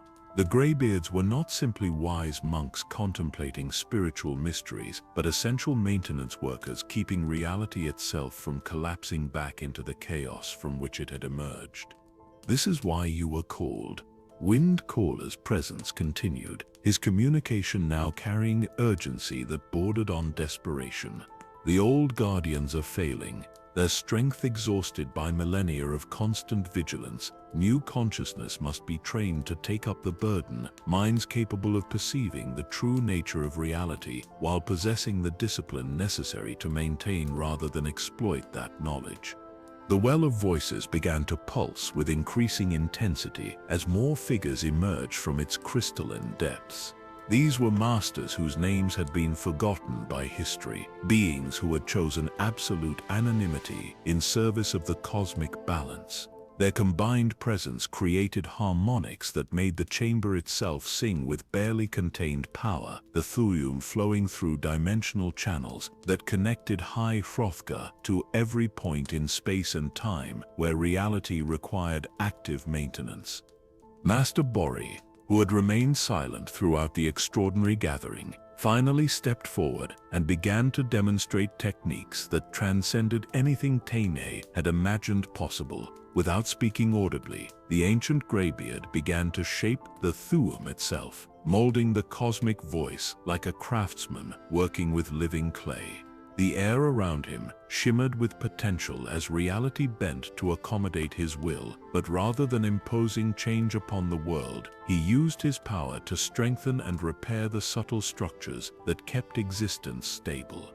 This is the true art, Bori's demonstration conveyed, his meaning flowing directly into Thu'um's enhanced consciousness. Not the crude manipulation that most associate with the Thu'um, but the delicate work of cosmic maintenance that requires perfect understanding of how reality functions at its deepest levels. Every breath we take, every word we speak, every silence we maintain contributes to the great work of keeping existence from collapsing back into the primordial chaos from which it emerged. As the lesson continued, Thu'um began to perceive the network of consciousness that connected all the awakening masters, a web of shared awareness that spanned not just the physical world, but multiple dimensions of existence. Through this network, information flowed at speeds that transcended the limitations of ordinary communication, allowing coordinated responses to threats that emerged across vast distances of space and time. The dragon cult has learned to tap into this network, Master Hrothgar revealed, his usually silent presence now radiating urgency that matched the gravity of the situation. They use corrupted versions of our own techniques to gather information about our activities, seeking weaknesses in the barriers that contain their ancient masters. Some of their agents have achieved levels of power that approach our own, though their understanding remains twisted by the fundamental misconceptions that drive their agenda. The gathering reached its crescendo as the last of the sleeping masters emerged from the well of voices, their combined presence creating a harmony so perfect that it seemed to slow time itself. In that moment of crystalline clarity, Thu'um understood that he was witnessing not just a gathering of ancient wisdoms, but the mobilization of consciousness itself in defense of the right to exist according to natural law rather than imposed will. The time of contemplation ends. The collective voice of the masters conveyed, their meaning carrying the weight of cosmic inevitability. The knowledge we have protected must now be prepared for use, despite the terrible risks involved. You who have accepted the calling must be ready to act when action becomes necessary. To break the silence we have maintained when speaking becomes the only way to preserve the conditions that allow consciousness to grow according to its own nature, rather than according to the twisted vision of those who would remake reality in their own image. As the vision began to fade, and the masters returned to their contemplative state within the well of voices, Thane felt the weight of destiny settling upon his shoulders like a mantle woven from starlight and responsibility. The peaceful life of study and meditation that he had imagined was giving way to something far more challenging and dangerous, a role in cosmic events that would determine the fate of not just his world, but of reality itself across multiple dimensions of existence. The spring that followed the Great Awakening brought with it visitors to High Hrothgar, unlike any the monastery had received in living memory. They came not as pilgrims seeking wisdom or warriors demanding power, but as beings whose very presence spoke of cosmic responsibilities that transcended mortal understanding. The first to arrive was a figure cloaked in shadows that seemed to bend reality around them, introducing themselves simply as the keeper of the Western silence, a guardian who maintained the barriers that prevented chaos from seeping through dimensional boundaries in the far reaches of Hammerfell. Thane watched from the monastery's great balcony as each new arrival made their way up the 7,000 steps, their progress marked not by the usual struggle against altitude and exhaustion, but by the way the mountain itself seemed to welcome them with subtle shifts in wind and light. These were beings who had accepted the same calling that now guided his own life, guardians of cosmic mysteries who had spent decades or centuries maintaining the delicate balance that kept reality stable and secure. Master Arngir moved through the monastery with an energy that Thane had never seen before, his usual contemplative pace quickened by the urgency of preparing for a gathering that had not taken place since the immediate aftermath of the Dragon War. The elderly Greybeards' whispers carried undertones of excitement mixed with profound concern, speaking of protocols and procedures that had been preserved in the monastery's deepest archives against the possibility of such extraordinary circumstances. The convergence of voices, Arngir explained, as he led Thane through chambers that were being prepared for the arriving guardians. When the cosmic balance faces threats that exceed the capability of any single sanctuary to address, representatives from all the hidden orders gather to coordinate their response. It has happened only 7 times in recorded history, and each occasion marked a turning point in the development of consciousness itself. The chambers being prepared defied conventional architecture, their dimensions flowing and shifting to accommodate beings whose nature transcended ordinary physical existence. Some visitors would require spaces where time flowed at different rates to allow for contemplation that spanned centuries in the space of heartbeats, while others needed environments where the laws of physics could be temporarily suspended to permit forms of communication that existed beyond the limitations of matter and energy. The second arrival was a being who appeared as a pillar of crystallized sound, their form shifting between visible light and audible harmony. As they moved through the monastery's halls, they introduced themselves as the Song of the Eastern Dawn, a guardian who maintained the cosmic frequencies that prevented reality from falling out of tune with the divine harmony that had called it into existence. Their presence filled High Hrothgar with music so subtle and beautiful that it seemed to emerge from the very atoms that composed the mountain's ancient stones. Each guardian maintains a different aspect of the cosmic balance, the song explained, their communication flowing through channels that bypassed ordinary language entirely. The Greybeards of High Hrothgar protect the knowledge that could unmake reality if misused, while we of the Eastern Dawn preserve the harmonic frequencies that keep existence in tune with the divine will.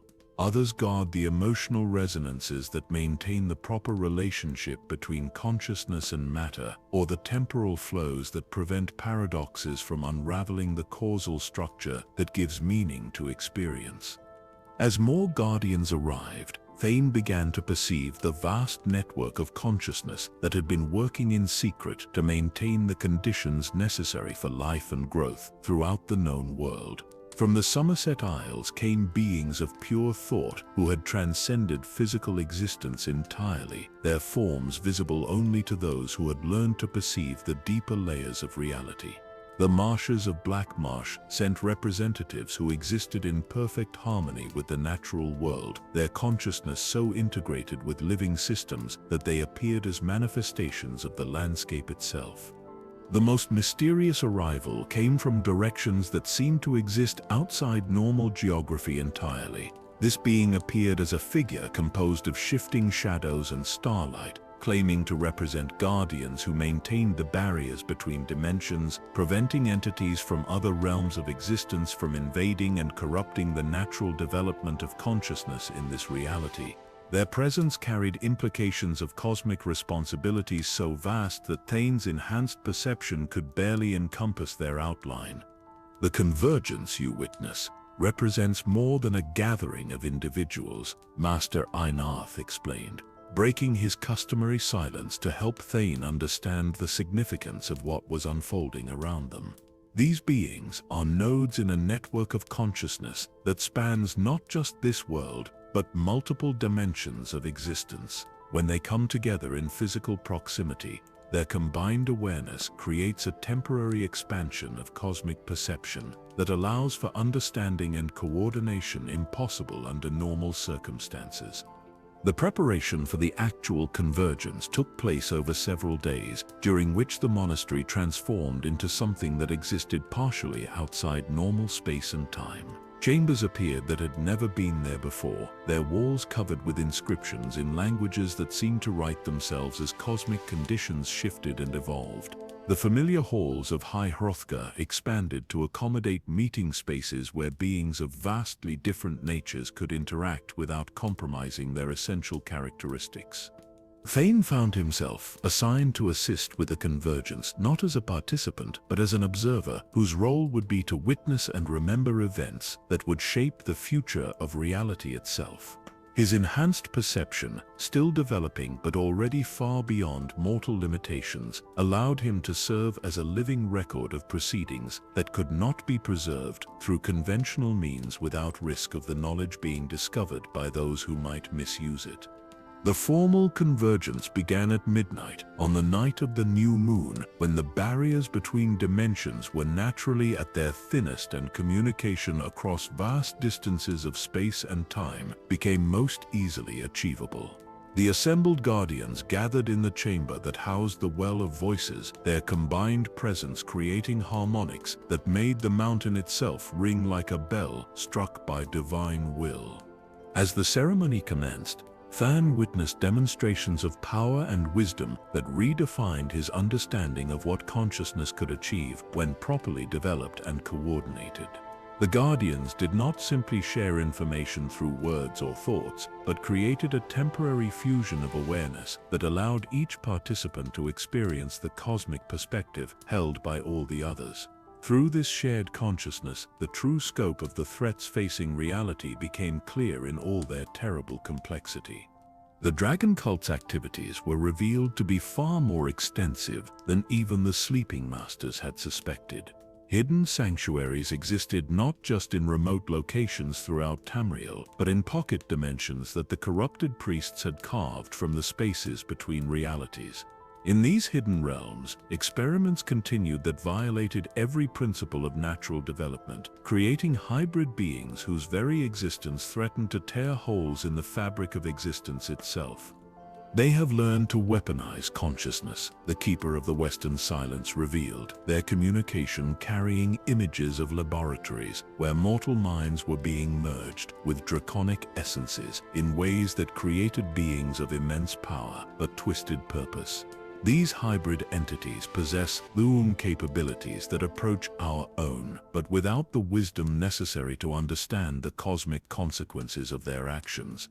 Each successful experiment brings them closer to achieving their goal of rewriting the fundamental laws that govern reality.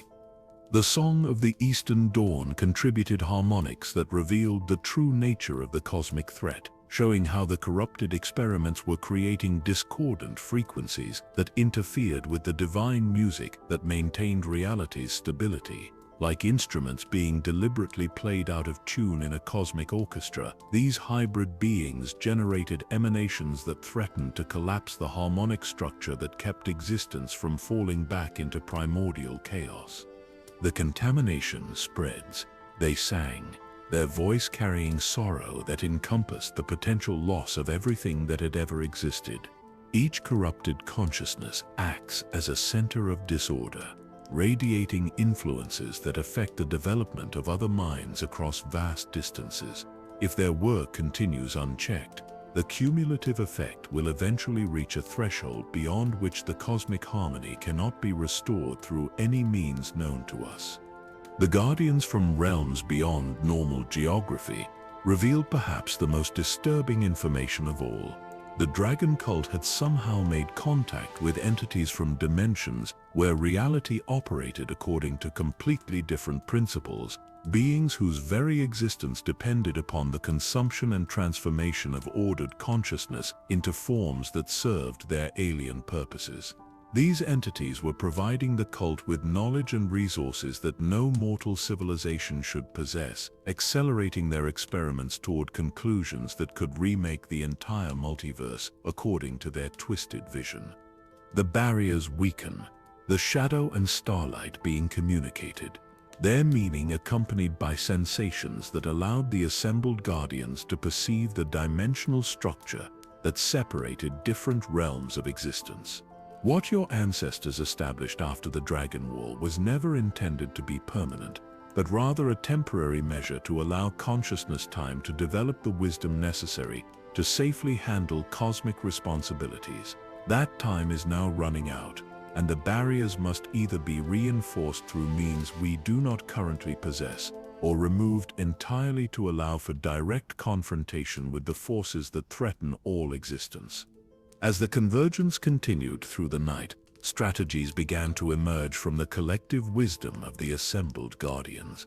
Some advocated for strengthening the existing barriers through coordinated effort, pooling their individual capabilities to create defenses that could withstand the dragon cult's accelerating assault on reality's foundations. Others argued for a more active approach, using their combined knowledge to locate and neutralize the cult's hidden sanctuaries before their experiments could reach critical mass. Both approaches carried terrible risks, Master Rondir observed, his whisper somehow carrying clearly through the complex harmonics that filled the chamber. Strengthening the barriers requires us to reveal capabilities that we have kept hidden for millennia, potentially providing the cult with information they could use to improve their own techniques. But direct action violates the fundamental principle of non-interference that has guided our orders since their founding, risking the kind of cosmic disruption that our restraint was designed to prevent. The debate that followed revealed the profound moral complexity that faced beings whose actions could literally reshape reality. Every possible course of action carried consequences that extended far beyond immediate effects, potentially altering the development of consciousness across multiple dimensions of existence. The Guardians found themselves in the unprecedented position of needing to choose between violating their deepest principles or allowing those principles to lead to the destruction of everything they had sworn to protect. Master Bori, whose rare words carried the authority of absolute truth, finally spoke into the swirling complexity of the debate. The time of pure contemplation has ended, he declared, his voice creating harmonics that resonated through every guardian present. The cosmic balance we have maintained through restraint and wisdom now requires active protection through means we have hoped never to employ. We must choose not between good and evil, but between different forms of service to the greater good of consciousness itself. As dawn approached and the convergence neared its conclusion, a consensus began to emerge from the collective wisdom of the assembled guardians. They would maintain their traditional roles as protectors of dangerous knowledge and maintainers of cosmic balance, but they would also begin training selected individuals in techniques that had been forbidden since the end of the Dragon War. These new guardians would serve as active agents, capable of confronting the dragon cult's hybrid beings on their own terms, while possessing the wisdom necessary to avoid repeating the mistakes that had nearly destroyed reality in the past. You have been chosen for this purpose. The collective voice of the guardians informed Thane, their meaning carrying the weight of destiny fulfilled. Your training will now advance beyond contemplation and restraint to encompass abilities that we have hoped never to teach. You will learn to wield the Thu'um not as a weapon of destruction, but as a tool of cosmic maintenance, using its power to repair the damage that the cult's experiments inflict upon reality's foundations. As the extraordinary gathering concluded, and the Guardians began to return to their hidden sanctuaries throughout the multiverse, Thane felt the weight of his expanded role settling into his consciousness like armor forged from responsibility and necessity. The peaceful life of study and meditation that he had briefly enjoyed was giving way to something far more challenging and dangerous, but also infinitely more significant in its potential impact on the future of existence itself. The mountain around him pulsed with renewed purpose as High Hrothgar transformed from a place of quiet contemplation into a training center for cosmic warriors. The Thu'um that flowed through its halls carried new harmonics that spoke of ancient powers awakening and forbidden knowledge, being prepared for use in defense of everything that had ever mattered to conscious beings throughout the multiverse. The months that followed the convergence of voices brought a transformation to High Hrothgar that was both subtle and profound, like the way spring gradually melts winter's grip without dramatic fanfare or violent upheaval. The monastery remained a place of peace and contemplation, but beneath its serene surface, currents of preparation flowed with the steady purpose of a river approaching the sea. Thane found himself at the center of this quiet revolution, his training advancing along paths that had been forbidden for millennia, but were now deemed essential for the preservation of reality itself. Master Angier had become more than a teacher during this period of transition. The elderly Greybeard served as both guide and guardian, helping Thane navigate the psychological challenges that came with learning techniques whose very existence challenged the fundamental principles upon which the Greybeard's order had been founded. The weapons of the Thu'um were being taught not for conquest or domination, but for healing the wounds that the dragon cult's experiments were inflicting upon the cosmic order itself. Power without wisdom leads to destruction, Angier reminded him during one of their early morning sessions, his whisper carrying the weight of 4,000 years of accumulated understanding. But wisdom without power becomes mere philosophy when faced with forces that seek to unmake the very foundations of existence. You must learn to balance these opposing truths, wielding capabilities that could reshape reality while maintaining the restraint that prevents such reshaping from becoming corruption. The training began with techniques that seemed deceptively simple, breathing exercises that allowed Thane to perceive the flow of Thu'um through dimensions beyond the physical. Unlike the crude shouting that most associated with the voice, these methods revealed the Thu'um as a living force that permeated all existence, connecting every conscious being to the divine harmony that had called reality into being. Learning to perceive this cosmic network was the first step toward understanding how the dragon cult's experiments were damaging it and what could be done to repair that damage. As winter gave way to spring, Thane began to develop abilities that transcended anything he had imagined possible. Under the careful guidance of Master Einarth, he learned to speak in the language of restoration, using words of power not to impose change upon the world, but to encourage reality to return to its natural state of harmony and balance. Each syllable of this ancient tongue carried the potential to heal wounds in the fabric of existence itself, mending tears that had been created by the careless use of corrupted Thu'um techniques. The dragon cult believes that power comes from forcing reality to conform to their will. Einoth explained, his usually silent presence radiating intensity that matched the significance of the knowledge being shared. But true power emerges from understanding reality's deepest nature and working in harmony with its fundamental patterns. When you speak the language of restoration, you are not commanding the world to change, but reminding it of what it truly is beneath the layers of corruption and distortion. The practice sessions took place in chambers that existed partially outside normal space and time, environments where the consequences of mistakes could be contained and corrected without affecting the broader cosmic order. In these sacred spaces, Thane learned to weave Thu'um constructs that could neutralize the chaotic emanations produced by the cult's hybrid beings, creating zones of stability where natural development could continue undisturbed by artificial interference. Master Bori contributed techniques that had been developed during the Dragon War, but never used. Methods for creating harmonic barriers that could protect entire regions from the kind of reality distortion that the cult's experiments generated. These barriers did not impose artificial order upon the world, but rather strengthened the natural patterns that allowed consciousness to develop according to its own inner wisdom. Learning to create and maintain such constructs required a level of Thu'um mastery that approached the legendary abilities of the ancient tongues, but wielded with the restraint and wisdom that those earlier practitioners had lacked. The tongues of old used their power to reshape the world according to their vision of how things should be, Bori explained, his rare words carrying the authority of one who had witnessed the catastrophic results of such hubris. We use our power to protect the world's right to be what it naturally is, defending the cosmic patterns that allow consciousness to grow and develop without interference from forces that would impose their own agenda upon the natural order. As spring deepened into summer, reports began to reach High Hrothgar of strange phenomena occurring throughout Tamriel and beyond.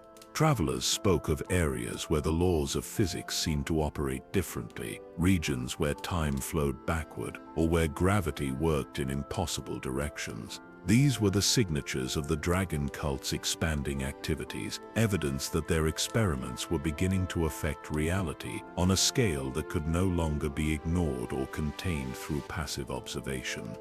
The first direct confrontation came not through deliberate seeking, but through the cosmic necessity that seemed to guide all significant events in the lives of those who had accepted the calling of guardianship. A merchant caravan arrived at the base of High Hrothgar in a state of near panic, their goods scattered and their animals driven to exhaustion by flight from something that defied rational explanation. Thane descended from the monastery to meet these refugees, his enhanced perception immediately detecting the residual emanations that clung to them like spiritual contamination. They had encountered one of the cult's hybrid beings, a creature that combined human consciousness with draconic essence in ways that violated every principle of natural development. The thing had not attacked them physically, but its mere presence had begun to unravel the causal relationships that gave meaning to their experience, threatening to trap them in paradoxes that could have erased them from existence entirely. It spoke without words. The caravan leader gasped, his voice carrying the hoarse quality of someone who had screamed until their throat was raw. Its thoughts entered our minds like poison, showing us visions of what the world would become when their great work was complete. Cities where people lived as slaves to beings of impossible power, landscapes that shifted and changed according to alien whims, consciousness itself transformed into something unrecognizable as life or awareness. Master Angir examined the contamination that clung to the survivors, his enhanced perception revealing the subtle patterns of corruption that threatened to spread if left untreated. The hybrid being had marked these people not for destruction, but as carriers who would unconsciously spread the cult's influence wherever they traveled. It was a sophisticated form of psychological warfare, using innocent victims as unwitting agents in the campaign to undermine reality's stability. "This cannot be allowed to continue," Arngeir declared, his whisper carrying a firmness that Thane had never heard before. "The time has come to put your training to its intended use. The corruption must be cleansed before it can spread, and the source of that corruption must be confronted before its influence extends beyond our ability to contain." The cleansing ritual that followed was Thane's first practical application of the forbidden techniques he had been learning. Working in harmony with all four Greybeards, he began to speak in the language of restoration, his words creating harmonics that resonated with the natural patterns underlying reality's structure. The contamination that clung to the survivors began to dissolve like shadow before sunlight, their consciousness gradually returning to its normal state of coherent awareness. But the ritual revealed more than just the extent of the corruption.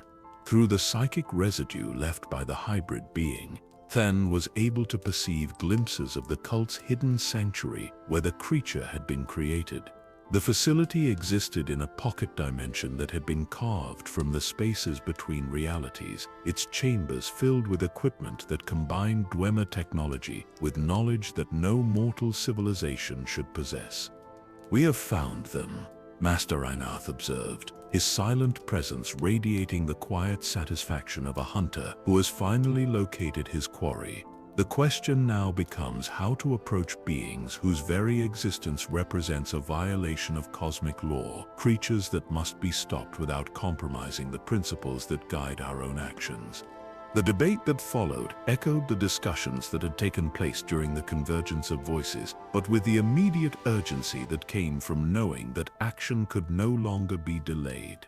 The cult's experiments had reached a level of sophistication that threatened to cascade beyond any possibility of containment, requiring intervention that violated the Greybeards' traditional commitment to non-interference, but served the higher principle of protecting consciousness itself from corruption.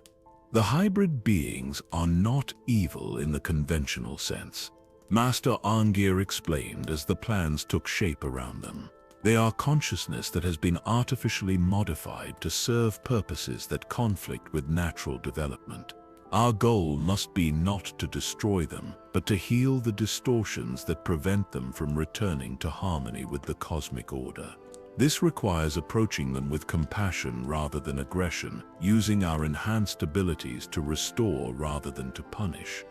The preparation for the mission took several days, during which Thane received intensive training in techniques that had never been taught to anyone outside the innermost circle of cosmic guardians.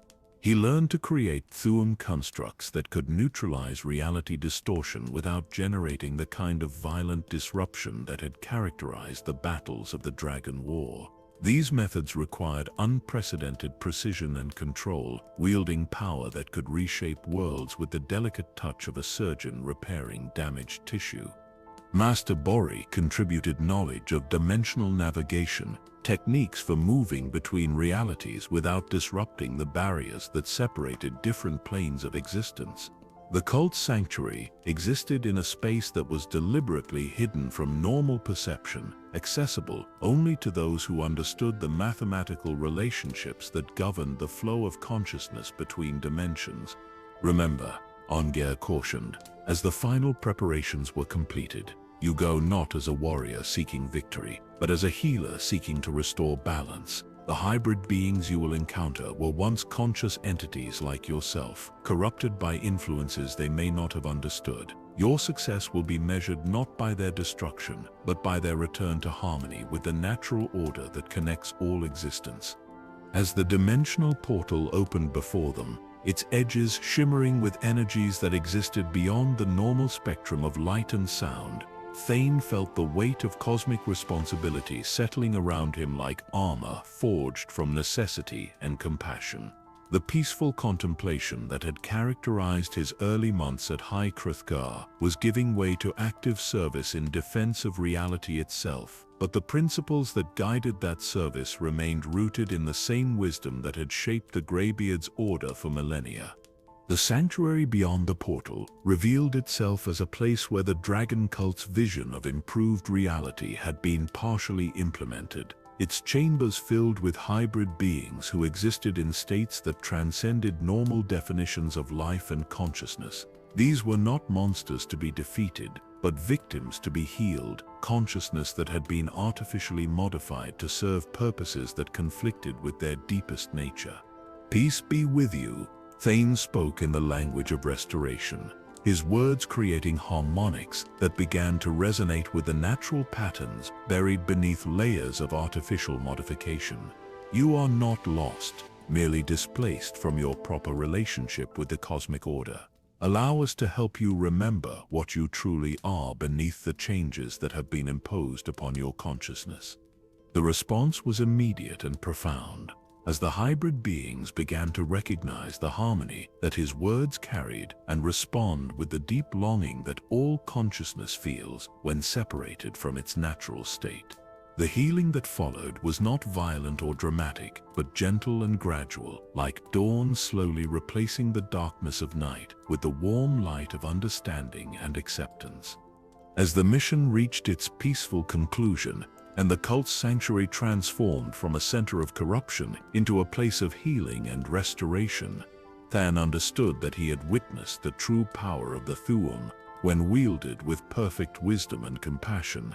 The dangerous knowledge that the Greybeards had protected for millennia had finally been used for its intended purpose, not to impose change upon reality, but to help reality return to its natural state of harmony and balance.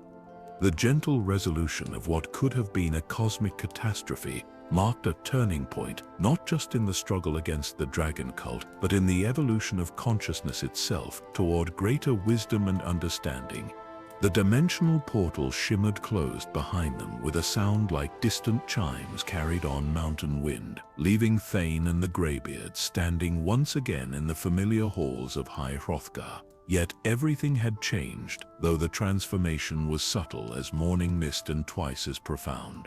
The monastery's ancient stones seemed to resonate with deeper harmonies now, as if the successful healing of the cult's sanctuary had somehow strengthened the cosmic network that connected all places where consciousness worked to maintain reality's delicate balance.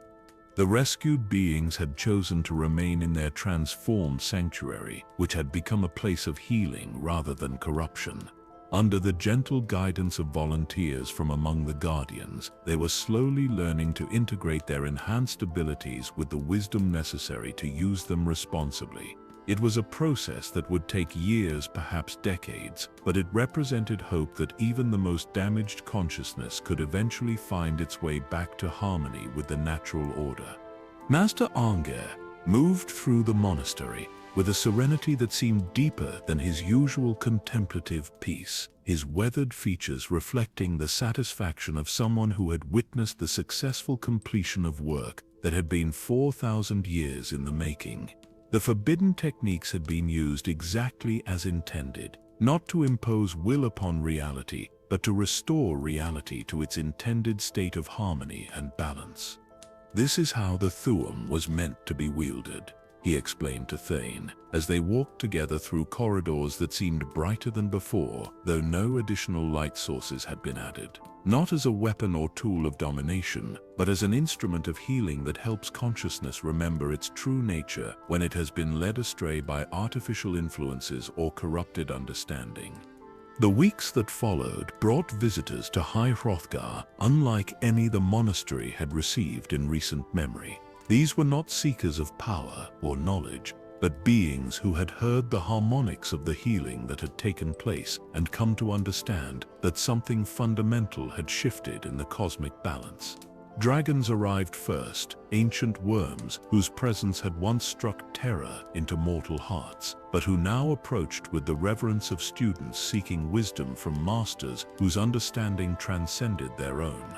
Paarthurnax himself descended from his perch atop the throat of the world, his massive form moving with a grace that spoke of consciousness that had achieved perfect harmony between power and restraint.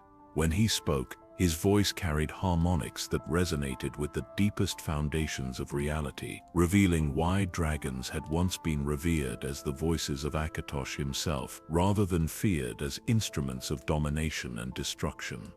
"The ancient covenant is restored," Paarthurnax declared, his words creating subtle shifts in the air that allowed mortal consciousness to perceive meanings that existed beyond the limitations of ordinary language. Dragons and mortals remember their shared purpose as servants of the greater harmony that called all consciousness into existence. The wounds inflicted during the war of pride and ambition begin to heal through the medicine of understanding and mutual respect. The conversations that followed revealed the true scope of what had been accomplished through the gentle resolution of the cult's threat. The hybrid beings had not simply been healed of their corruption, but had become bridges between different forms of consciousness, their enhanced perception allowing them to facilitate communication between mortals and dragons in ways that had not been possible since the earliest ages of the world. Thu'um found himself serving as interpreter during these extraordinary dialogues, his training in the language of restoration having prepared him to understand the deeper meanings that flowed beneath the surface of conventional speech. Through his mediation, ancient misunderstandings began to dissolve like ice in spring sunshine, revealing the shared commitment to cosmic harmony that had always connected dragons and mortals despite their surface differences. "We were created as complementary aspects of consciousness," one of the ancient dragons explained, her voice carrying the wisdom of millennia spent in contemplation of cosmic mysteries. Dragons to perceive the vast patterns that govern reality's structure, mortals to experience the individual significance that gives meaning to existence. When we worked in harmony, the world flourished beyond imagination. When pride separated us, both our kinds suffered diminishment that continues to this day. The healing process extended beyond the immediate participants to encompass entire regions that had been affected by the cult's reality-distorting experiments. Areas where the laws of physics had operated abnormally began to return to their natural state, time resuming its proper flow and gravity reasserting its familiar patterns. The merchant caravans that had fled in terror returned to find trade routes that were not only safe but somehow more welcoming than they had been before, as if the very landscape had been infused with the harmony that came from consciousness working in proper relationship with natural law.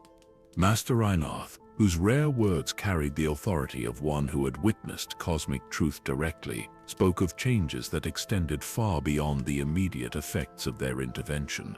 The network of consciousness that connects all guardians throughout the multiverse has been strengthened by what we accomplished, he observed, his voice carrying undertones of wonder that suggested even he had not anticipated the full scope of the positive consequences.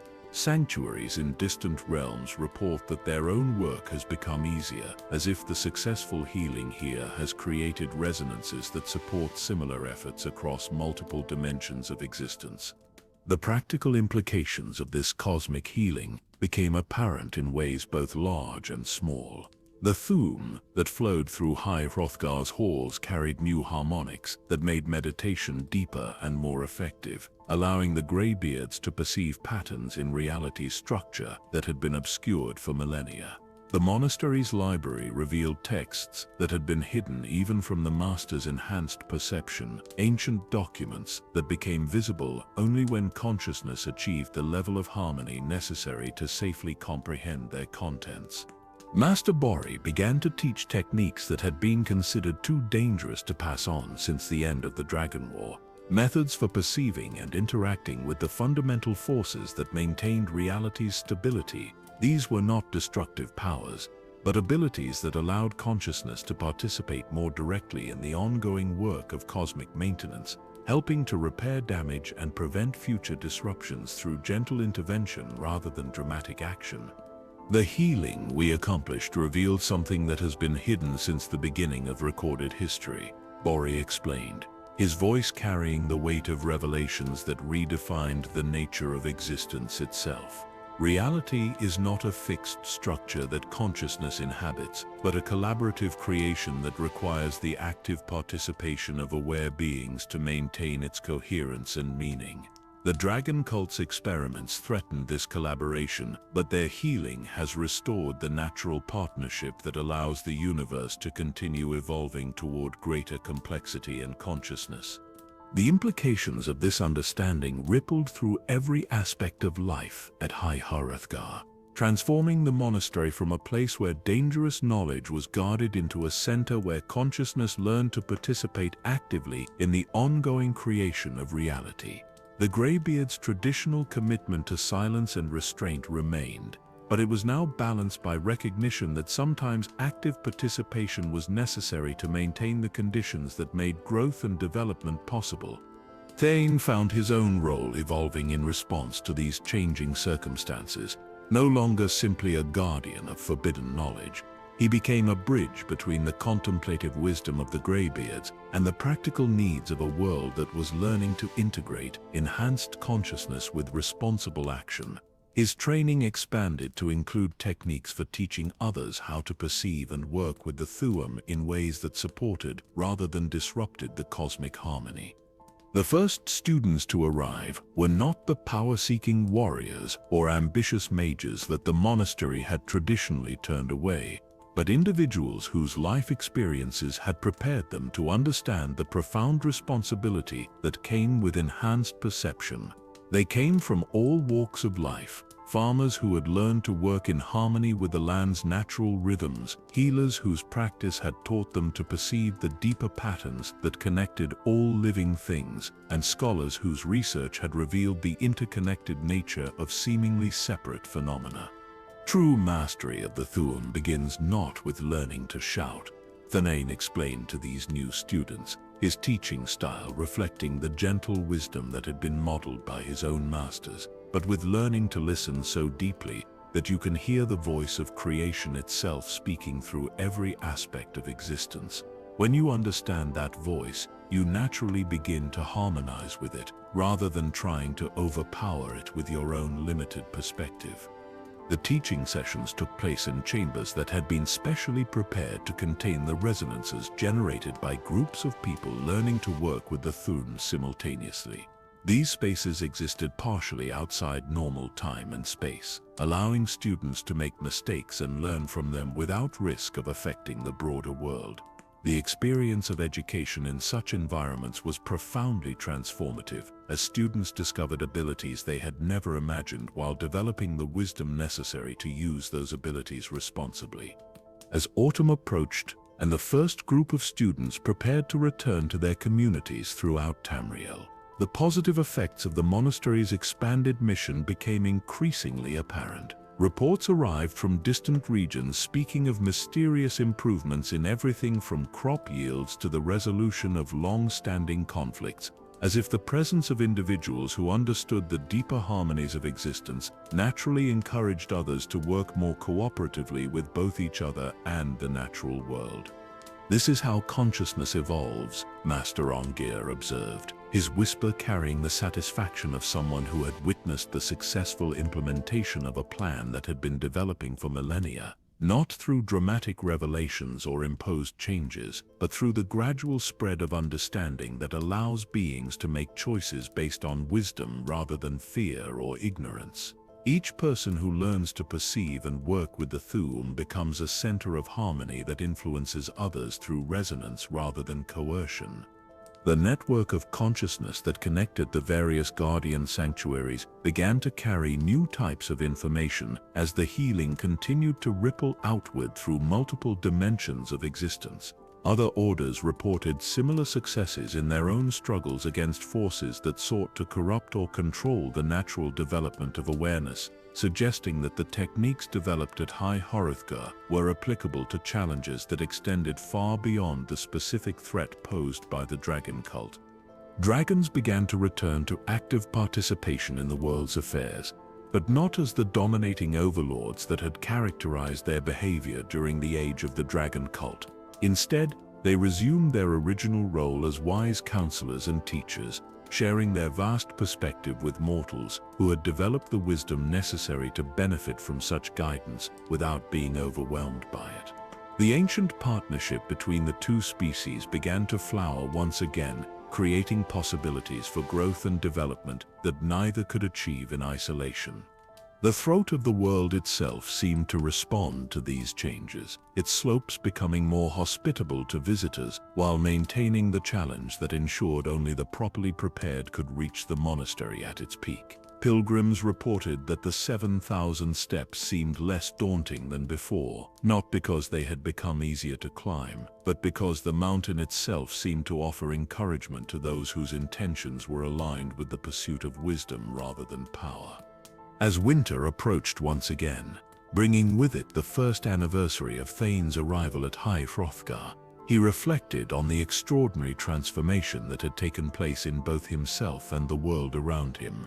The young scholar who had climbed the 7,000 steps in search of knowledge had been replaced by someone who understood that true learning was not about accumulating information, but about developing the wisdom necessary to participate responsibly in the ongoing creation of reality itself. The peaceful aftermath of their intervention against the dragon cult had revealed that healing was indeed possible even for the most profound forms of corruption, and that consciousness possessed an inherent tendency toward harmony and balance that could overcome even the most sophisticated attempts at artificial manipulation. The Thu'um had been restored to its proper role, not as a weapon or tool of control, but as the fundamental creative force that allowed reality to continue evolving toward greater complexity and awareness. In the profound quiet that settled over High Hrothgar as winter deepened, Thane understood that the monastery had become something unprecedented in its long history. Not just a place where dangerous knowledge was guarded, but a center where consciousness learned to fulfill its cosmic responsibility as an active participant in the ongoing work of creation itself. The deep winter that followed brought with it a quality of silence that seemed different from any Thane had experienced during his time at High Hrothgar. This was not the mere absence of sound, but a profound stillness that felt pregnant with meaning, as if the mountain itself was preparing to reveal secrets that had been held in trust since the foundations of the world were laid. The monastery's ancient halls resonated with harmonics so subtle they existed at the very edge of perception, creating an atmosphere of expectancy that made even the most routine activities feel charged with cosmic significance. Master Unveil had grown increasingly contemplative as the season progressed, spending long hours in meditation chambers that few others were permitted to enter. When he did emerge to continue Thane's education, his teachings carried depths of meaning that suggested he was drawing upon knowledge that had been reserved for only the most extraordinary circumstances. The elderly Greybeard's eyes held a light that spoke of revelations approaching, truths so fundamental that they would reshape understanding of existence itself. The healing we accomplished has created resonances that extend far beyond our immediate perception, Unveil explained during one of their evening sessions, his whisper somehow carrying more clearly through the profound quiet than any shout could have managed. Like a stone dropped into still water, the restoration of proper harmony between consciousness and cosmic law has generated waves that travel through dimensions we can barely imagine, touching reality so distant that their response is only now beginning to reach us. The first indication of these far-reaching effects came through changes in the Thu'um itself, subtle alterations in the fundamental frequencies that flowed through High Hrothgar's corridors. What had once been a steady stream of cosmic energy began to pulse with rhythms that seemed to echo heartbeats from realms beyond mortal comprehension. Master Einath, whose silent presence often communicated more than words ever could, began to demonstrate breathing techniques that allowed consciousness to synchronize with these cosmic rhythms, opening channels of perception that revealed the true scope of the interconnected web that linked all existence. Reality is awakening, Einath explained, his rare words carrying the weight of cosmic truth. For millennia, The universe has existed in a state of partial dormancy, its creative potential limited by the barriers that were necessary to prevent chaos from overwhelming order. But the successful healing of consciousness that had been corrupted by artificial manipulation has begun to restore confidence in the fundamental goodness of aware beings, allowing creation itself to resume the process of expansion and complexification that represents its deepest nature. The implications of this revelation gradually became apparent through phenomena that defied conventional understanding. The stars themselves began to sing with harmonies that could be perceived by those whose consciousness had been properly attuned, their ancient light carrying information about civilizations so distant that their existence challenged every assumption about the nature and scope of life in the universe. These were not random signals or meaningless patterns, but deliberate communications from forms of consciousness that had achieved harmony with cosmic law on scales that dwarfed even the most ambitious dreams of mortal imagination. Master Bori, whose rare demonstrations of Thu'um mastery had always carried the authority of divine truth, began to reveal techniques that had been hidden even from the highest initiates of the Greybeards order. These methods allowed consciousness to participate directly in the cosmic conversation that connected all aware beings throughout the multiverse, adding mortal voices to a choir so vast and complex that individual minds could perceive only the tiniest fragments of its full scope and meaning. "This is why consciousness exists," Bori declared, his voice creating harmonics that seemed to resonate with the fundamental frequencies of creation itself. Not simply to experience reality as passive observers, but to participate actively in its ongoing development toward greater complexity and awareness. Every thought we think, every choice we make, every word we speak adds to the great conversation that determines the direction of universal evolution. As winter deepened, and the conversations with distant forms of consciousness became more frequent and complex, Thane began to understand that his role in the cosmic drama was far more significant than he had ever imagined. The healing of the dragon cult's corruption had not been an isolated incident, but part of a vast pattern of awakening that was taking place simultaneously throughout multiple dimensions of existence. Consciousness everywhere was beginning to remember its true nature and purpose, abandoning the artificial limitations that had been imposed by fear and ignorance in favor of the creative collaboration that represented its highest potential. The monastery itself began to transform in response to these expanding connections, its architecture flowing and shifting to accommodate forms of communication that transcended the limitations of ordinary physical space. Chambers appeared that existed in multiple dimensions simultaneously, their walls covered with inscriptions that wrote themselves as cosmic conversations unfolded in real time. The familiar halls of High Hrothgar expanded to encompass meeting spaces where beings from realms so distant that they existed under completely different laws of physics could interact directly with mortal consciousness. Parthenax began to spend increasing amounts of time within the monastery, rather than on his traditional perch atop the throat of the world, his massive form somehow fitting comfortably within spaces that should have been far too small to contain him. When questioned about this apparent violation of physical law, the ancient dragon simply smiled with an expression that encompassed both amusement and profound wisdom. "Reality is more flexible than most consciousness believes," he explained, his voice carrying harmonics that made the concept of size seem suddenly arbitrary and meaningless.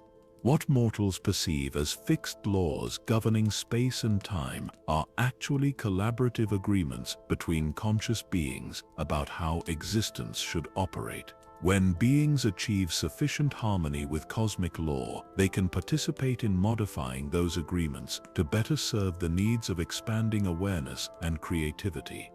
The conversations that followed revealed truths about the nature of existence that challenged every assumption Thane had ever held about reality. The physical universe, with its apparently solid matter and unchanging laws, was revealed to be more like a shared dream, maintained by the collective agreement of all the consciousness that participated in it. Dragons, mortals, and the countless other forms of awareness scattered throughout the multiverse were all co-creators of the reality they experienced, their combined will and imagination determining everything from the behavior of subatomic particles to the vast structures that organized galaxies into meaningful patterns. This is why the Thu'um possesses such power, Parthenax continued, his explanation accompanied by demonstrations that made the air itself shimmer with barely contained creative force. It is not simply a form of magic or martial art, but a method for participating directly in the collaborative creation of reality. When consciousness achieves sufficient harmony with cosmic law, its voice becomes part of the fundamental frequencies that determine what exists and how it behaves. The implications of this understanding rippled through every aspect of life at High Hrothgar, transforming the monastery from a place where reality was studied and protected into a center where consciousness learned to participate actively in its ongoing creation. The Greybeards' traditional roles as guardians of dangerous knowledge evolved into something far more complex and significant. They became facilitators of the awakening process that was gradually spreading throughout the universe, helping other forms of consciousness remember their true nature and purpose as co-creators of existence itself. The students who had returned to their communities throughout Tamriel began to report experiences that confirmed the expanding nature of the awakening. Farmers discovered that their crops responded not just to conventional cultivation techniques, but to the conscious intention and emotional harmony of those who tended them. Healers found that their ability to help others was enhanced when they understood the deeper connections that linked all living beings in webs of mutual interdependence and support. Scholars uncovered knowledge that seemed to write itself as their consciousness expanded to encompass perspectives that transcended individual limitations. The network of awakening consciousness spreads like ripples on a pond, Master Arngeir observed, his whisper carrying satisfaction that encompassed not just personal achievement but cosmic fulfillment. Each being who remembers their true nature becomes a center of harmony that influences others through resonance rather than coercion, creating expanding circles of awareness that gradually encompass entire communities, regions, and eventually entire worlds. The dragons who had begun to participate more actively in mortal affairs revealed themselves to be teachers and guides whose wisdom encompassed not just the immediate needs of individual consciousness, but the long-term development of awareness on scales that spanned geological ages. Their presence in the world was not a return to the domination that had characterized the age of the dragon cult, but a resumption of their original role as elder siblings, helping younger forms of consciousness learn to navigate the complexities of existence with greater skill and understanding. The conversations between dragons and mortals, facilitated by those who had learned to perceive the deeper harmonies that connected all consciousness, began to reveal the true history of the universe in all its vast complexity and meaning. What emerged was not a tale of random events and meaningless suffering, but an epic story of consciousness learning to understand itself through the experience of limitation and growth, gradually developing the wisdom and capability necessary to participate responsibly in the ongoing work of creation. Every challenge consciousness faces, one of the ancient dragons explained, her voice carrying the authority of one who had witnessed the unfolding of cosmic history across countless millennia, is an opportunity for growth and development that could not be achieved through easier means. The apparent suffering and struggle that characterizes mortal existence serves the essential purpose of developing strength, wisdom, and compassion that allows awareness to handle greater responsibilities without being corrupted by the power that such responsibilities entail. The revelations continued as winter deepened, each new understanding building upon previous insights to create a picture of reality so vast and intricate that individual minds could hold only fragments of its full scope and meaning. Yet even these fragments were sufficient to transform the consciousness that received them, replacing fear and uncertainty with confidence and purpose based on understanding of the cosmic plan that guided all development toward greater complexity and awareness. The Thu'um, itself began to reveal layers of meaning and capability that had been hidden even from the most advanced practitioners. What had once seemed like a simple method for producing physical effects through vocal techniques was revealed to be a complete system for participating in the fundamental creative processes that maintained and developed reality. Masters who had spent decades learning to produce basic shouts discovered that they were actually neophytes in an art form whose full expression could reshape the basic laws that governed existence. This is why the knowledge was guarded so carefully, Master Einarth explained, his usually silent presence radiating understanding that encompassed both the necessity of the ancient secrecy and the appropriateness of its current revelation. Consciousness had to develop sufficient wisdom and restraint to handle such capabilities responsibly before they could be safely revealed. The healing we accomplished demonstrated that awareness has finally achieved the maturity necessary to wield ultimate creative power without being corrupted by it. As the deepest part of winter arrived, and the monastery settled into the profound quiet that preceded the most significant revelations, Thane understood that he was witnessing not just the end of an age of ignorance and limitation, but the beginning of a new phase in the development of consciousness itself. The secrets that had been hidden for millennia were being revealed not because external circumstances demanded it, but because awareness had finally evolved to the point where it could safely handle the truth about its own nature and purpose. The peaceful revelations that flowed through High Hrothgar's halls during those profound winter nights carried implications that extended far beyond any individual life or civilization. Consciousness throughout the universe was awakening to its true nature as the creative force that called reality into existence and maintained its ongoing development toward greater complexity and meaning. The age of passive observation and reactive response was giving way to an era of active participation in the collaborative creation of existence itself. In the deep silence that embraced the monastery as the longest night of the year approached, Thane felt the weight of cosmic responsibility settling around him, not as a burden to be carried, but as a privilege to be embraced. He was no longer simply a guardian of dangerous knowledge, but a participant in the greatest adventure in the history of existence, the awakening of consciousness to its own infinite creative potential and the gradual transformation of reality into something that exceeded even the most ambitious dreams of individual imagination. The spring that followed the great revelations brought with it a transformation so gentle and natural that those who experienced it might have mistaken it for the ordinary turning of seasons, yet its effects rippled through dimensions beyond counting with the quiet power of truth, finally recognized and embraced. High Hrothgar had become something unprecedented in its long history, not merely a sanctuary where ancient wisdom was preserved, but a living wellspring from which understanding flowed outward to nourish consciousness wherever it struggled to remember its true nature and purpose. Thane found himself at the heart of this expanding network of awakening awareness, his role having evolved from student to teacher to something far more significant, a bridge between the contemplative wisdom that had been cultivated within the monastery's walls and the practical needs of a world learning to integrate enhanced consciousness with responsible action. The techniques he had mastered during his training were no longer personal accomplishments, but gifts to be shared with any who demonstrated the wisdom necessary to use them for the benefit of all existence.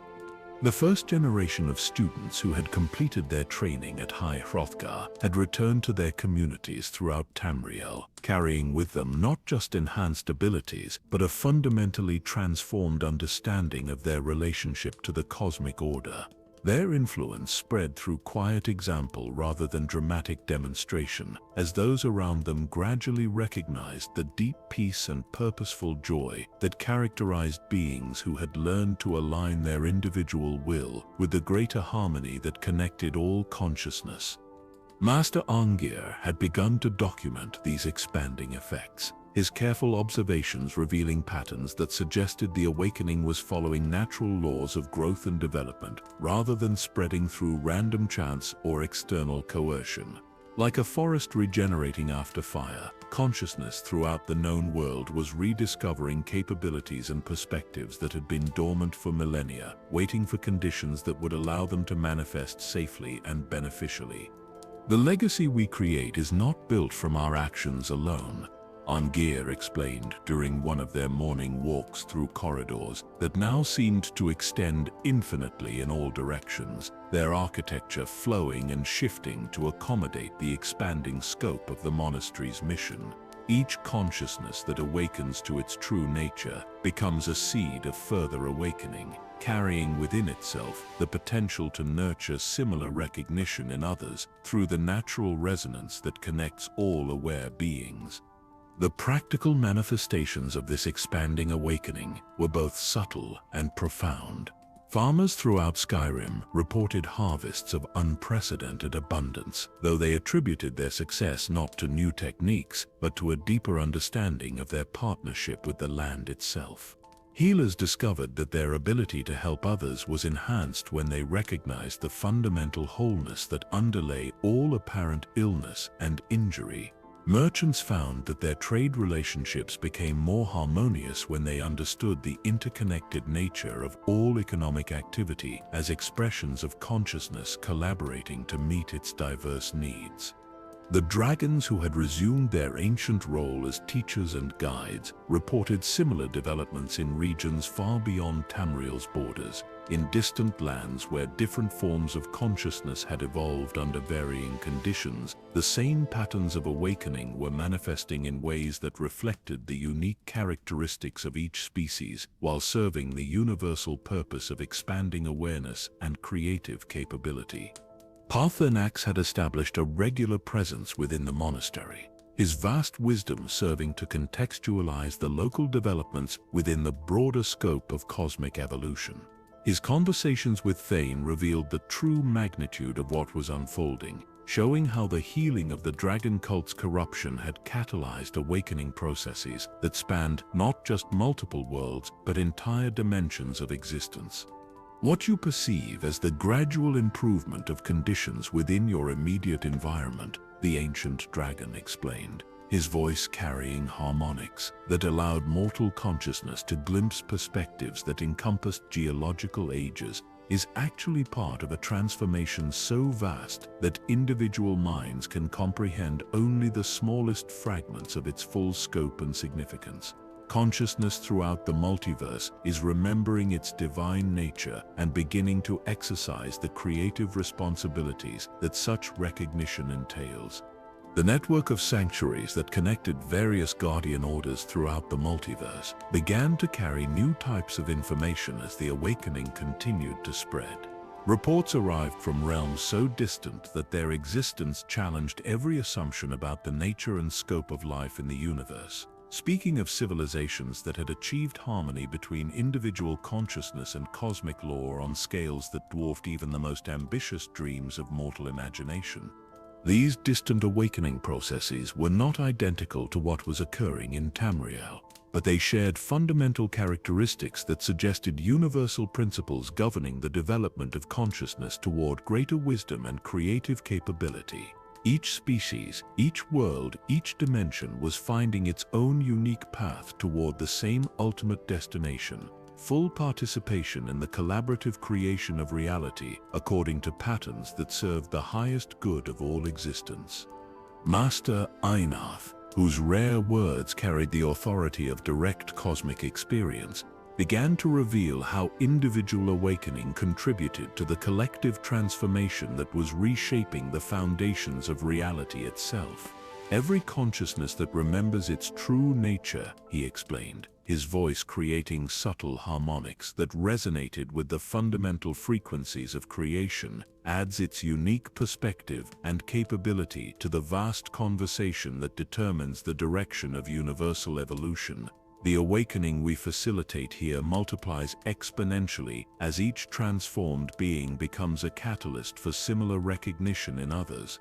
The teaching methods developed at High Hrothgar began to spread to other sanctuaries throughout the network of guardian orders. adapted to serve the specific needs and characteristics of different forms of consciousness, while maintaining the essential principles that ensured safe and beneficial development.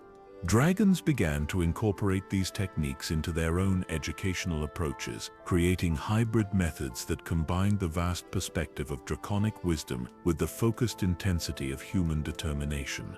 The Thu'um itself revealed new layers of meaning and application as more consciousness achieved the level of harmony necessary to perceive its deeper nature.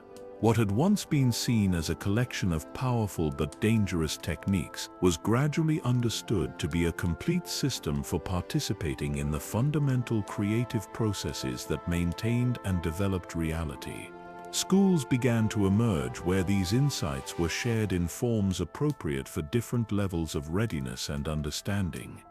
Master Bori's rare demonstrations evolved from simple illustrations of technique into profound teachings about the nature of existence itself. His ability to shape reality through perfectly harmonized will and voice revealed the underlying truth that all consciousness possessed similar capabilities, limited only by its understanding of its own divine nature and its willingness to exercise such power responsibly.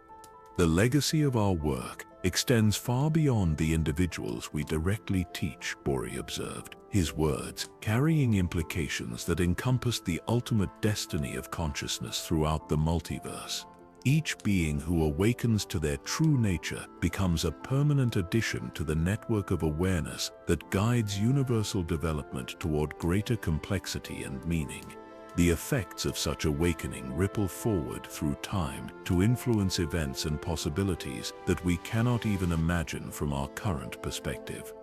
As spring deepened into summer, the positive effects of the expanding awakening became increasingly apparent in ways both large and small. The natural world itself seemed to respond to the presence of consciousness that had remembered its proper relationship to the cosmic order, with ecosystems displaying unprecedented resilience and creativity in adapting to changing conditions. Weather patterns became more harmonious, supporting the needs of both civilization and wilderness without the conflicts that had characterized previous ages. The political structures that governed mortal societies began to evolve in response to the changing consciousness of their citizens, with leaders emerging who understood their role as servants of the collective good rather than wielders of power over others. Conflicts that had seemed intractable began to resolve through mutual recognition of the underlying unity that connected all consciousness, regardless of the superficial differences that had previously seemed so important. Trade and commerce flourished as merchants and crafters discovered that their work was most fulfilling and successful when it served the genuine needs of their communities, rather than merely generating profit for themselves. Art and literature began to reflect the expanding understanding of consciousness and its relationship to cosmic law, creating works of beauty and meaning that inspired others to seek similar recognition of their own divine nature. The monastery's library expanded to accommodate texts that seemed to write themselves as cosmic understanding developed, ancient wisdom revealing itself in forms that could be comprehended by consciousness that had achieved sufficient harmony with universal principles. These documents served not as fixed teachings to be memorized, but as living expressions of truth that adapted their meaning to the specific needs and readiness of each reader. Thane found his own role continuing to evolve, as the effects of the awakening spread far beyond what anyone had anticipated when his training began. No longer simply a guardian of dangerous knowledge or even a teacher of advanced techniques, he had become something like a gardener of consciousness, helping to create conditions that allowed awareness to flourish according to its own inner wisdom rather than according to external expectations or limitations. The dragons who participated in these educational efforts reported similar transformations in their own understanding and capabilities. Their ancient wisdom was being revitalized through contact with the fresh perspectives and innovative approaches that characterized human consciousness, creating hybrid insights that exceeded what either species could achieve in isolation. This is how evolution truly works, Parthenax explained. his voice carrying the satisfaction of one who had witnessed the successful completion of a project that had been developing for geological ages, not through competition and conflict, but through collaboration and mutual enrichment that allows each form of consciousness to contribute its unique gifts to the collective understanding that guides universal development toward greater complexity and meaning. As summer reached its peak, and the first full year of the expanded awakening approached completion, the true scope of the legacy being created became apparent through reports that arrived from the farthest reaches of the known world and beyond. Consciousness everywhere was beginning to remember its divine nature and to exercise the creative responsibilities that such recognition entailed, transforming not just individual lives but entire civilizations and ultimately reality itself. The gentle legacy that flowed outward from High Hrothgar carried within it the seeds of transformation so profound that its ultimate effects could not be measured by any individual lifetime or civilization. Like ripples spreading across the surface of an infinite ocean, the awakening consciousness touched every aspect of existence, gradually but inexorably reshaping the universe according to patterns that served the highest good of all aware beings.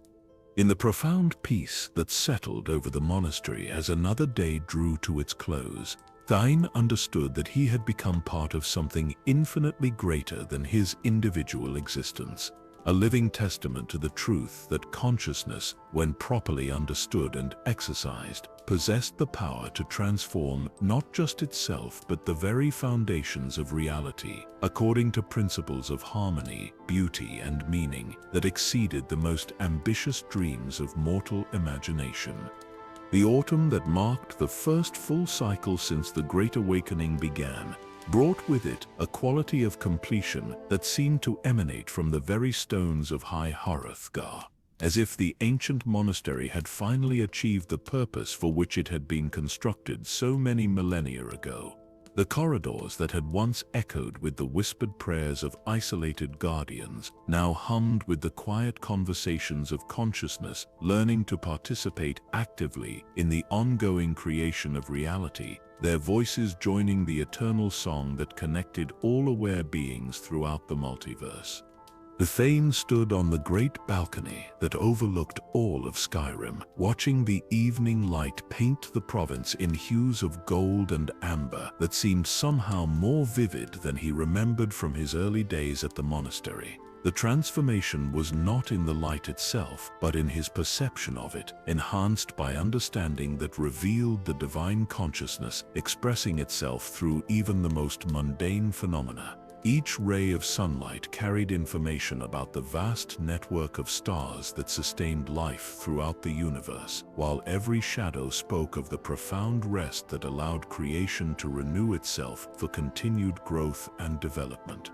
Master Arngir joined him at the balcony's edge, the elderly Greybeard's presence radiating a serenity so complete that it seemed to encompass not just personal peace, but cosmic satisfaction with work well done. His weathered features reflected the quiet joy of someone who had witnessed the successful completion of a project that had been developing across multiple lifetimes, seeing ancient hopes finally fulfilled in ways that exceeded even the most optimistic expectations. "Do you see how the light itself has changed?" Arngir asked, his whisper carrying harmonics that seemed to resonate with the golden radiance that bathed the landscape below. Not in its physical properties, but in its meaning and purpose as perceived by consciousness that has remembered its divine nature. What once appeared as merely natural phenomena now reveals itself as the visible expression of infinite creativity, celebrating its own existence through countless forms of beauty and wonder. The observation was more than poetic insight. It reflected a fundamental shift in the relationship between consciousness and reality that had been gradually developing since the healing of the dragon cult's corruption. As more beings throughout the known world awakened to their true nature as co-creators of existence, the universe itself had begun to respond with enhanced beauty and meaning, as if creation was celebrating the return of awareness to its proper role as active participant rather than passive observer. The monastery below them, bustled with activity that would have been unimaginable when Fane first climbed the 7,000 steps in search of knowledge. Students and teachers from species and realms throughout the multiverse collaborated on projects that spanned dimensions, their combined wisdom creating solutions to challenges that no individual consciousness could have addressed alone. Dragons worked alongside mortals, their vast perspective balanced by human innovation and determination to create hybrid approaches that exceeded what either species could achieve in isolation. The Well of Voices had evolved from a sacred pool where ancient masters occasionally manifested to a constantly active center of multidimensional communication, its crystalline waters serving as a nexus where consciousness from realms so distant that their existence challenged every assumption about the nature of life could interact directly with local awareness. The conversations that flowed through this miraculous medium carried implications that extended far beyond immediate practical concerns, addressing questions about the ultimate purpose and destiny of existence itself. Master Einarth emerged from the depths of the monastery carrying with him an aura of profound satisfaction that spoke of revelations received and integrated. His usually silent presence radiated understanding that encompassed not just the successful completion of their immediate mission, but recognition of its place within the vast pattern of cosmic development that guided the evolution of consciousness toward ever greater wisdom and creative capability. "The network is complete," Einarth announced, his rare words carrying the weight of cosmic truth. Every major center of consciousness throughout the known multiverse has established connection with the awakening process that began here. The transformation we initiated has become self-sustaining, creating conditions that will support continued development long after individual personalities have passed into other forms of existence and service. The implications of this announcement settled over them like gentle snow, beautiful in its significance, but profound in its transformative power. What had begun as a desperate attempt to heal the corruption spread by the dragon cult had evolved into something far greater, a permanent upgrade to the fundamental operating system that governed the relationship between consciousness and reality throughout multiple dimensions of existence. Master Bori appeared as if summoned by the significance of the moment, his presence creating subtle harmonics that made the evening air itself sing with barely audible melodies of cosmic celebration. His demonstrations of Thu'um mastery had evolved beyond technique into pure expression of the creative force that called reality into existence, each word he spoke adding new layers of beauty and meaning to the universe they all shared.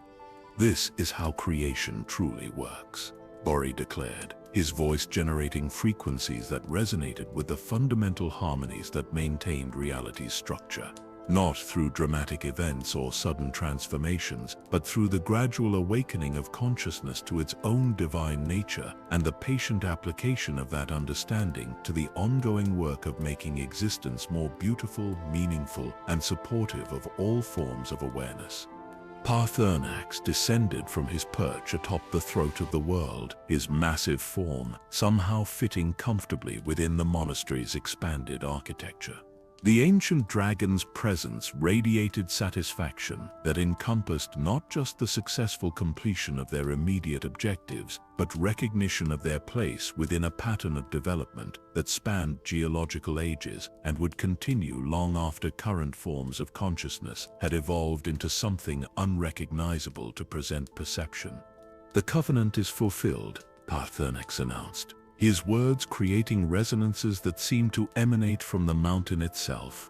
"Dragons and mortals have remembered their shared purpose as servants of the greater harmony that called all consciousness into existence. The ancient wounds inflicted by pride and misunderstanding have been healed through the medicine of collaborative wisdom and mutual recognition of our essential unity." As the last light of day faded into the gentle embrace of twilight, the assembled consciousness felt the profound satisfaction that comes from work completed according to its highest potential. The dangerous knowledge that had been guarded for millennia had been safely revealed and integrated, The corrupted applications of cosmic power had been healed and transformed, and the network of awakening consciousness had been established on foundations so solid that it could withstand any conceivable challenge. The monastery's halls filled with the soft harmonies of evening prayer, but these were not the isolated meditations of individual seekers that had characterized previous ages. Instead, they represented the coordinated celebration of consciousness throughout the multiverse, recognizing its successful completion of a crucial phase in the ongoing development of existence toward greater complexity and meaning. Thane felt the weight of cosmic responsibility that had seemed so overwhelming when he first accepted it, now transformed into something like wings, lifting his awareness toward perspectives that encompassed not just his individual existence, but his eternal participation in the collaborative creation of reality, according to principles that served the highest good of all consciousness. The young scholar who had climbed the 7,000 steps in search of knowledge had become something far greater, a permanent node in the network of awakening awareness that would guide universal development for ages to come. The peaceful completion of their immediate mission marked not an ending, but a graduation, a transition from one level of service to another that carried even greater responsibilities, but also infinitely greater capabilities for contributing to the ongoing work of creation. The Thu'um that flowed through High Hrothgar's halls carried new harmonics that spoke of adventure yet to come, challenges that would require all the wisdom they had gained, and more besides, but would ultimately result in even greater beauty and meaning than current consciousness could imagine. In the profound quiet that settled over the monastery as night embraced the mountain, the assembled awareness understood that they had witnessed and participated in one of those rare moments when consciousness takes a decisive step forward in its eternal journey toward full recognition of its own divine nature.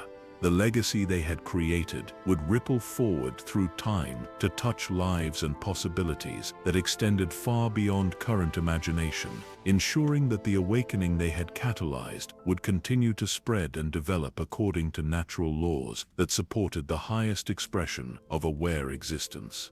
The gentle completion of their work marked not an end, but a new beginning. The foundation upon which even greater achievements would be built by consciousness that had learned to exercise its creative power with the wisdom necessary to ensure that such power served the good of all existence rather than the limited perspectives of individual will or species-specific agenda. As sleep began to claim those forms of consciousness that still required rest, the eternal vigilance that protected reality continued under the guidance of awareness that had achieved harmony between individual capability and cosmic responsibility, ensuring that the awakening they had catalyzed would continue to spread throughout the multiverse, according to principles that guaranteed its ultimate success in transforming existence into an ever more perfect expression of divine creativity and love. The deep winter silence that settled over High Hrothgar in the months that followed carried within it a quality of peace so profound that it seemed to emanate from the very foundations of existence itself. This was not merely the absence of conflict or the temporary respite between challenges, but the eternal tranquility that comes when consciousness finally recognizes its true nature and settles into perfect harmony with the cosmic order that governs all creation. The monastery's ancient stones hummed with frequencies so gentle they existed at the very edge of perception, their resonance speaking of work completed and purpose fulfilled according to the highest principles of divine will. Thane moved through the familiar corridors with steps that seemed to float upon currents of crystallized serenity. His consciousness expanded to encompass perspectives that had once seemed impossible for mortal awareness to contain. The young scholar who had climbed the 7,000 steps in search of knowledge had been transformed into something far greater, a living embodiment of the truth that consciousness, when properly understood and exercised, possessed the power to participate directly in the ongoing creation of reality, according to patterns of infinite beauty and meaning. The monastery itself had achieved a state of perfect equilibrium.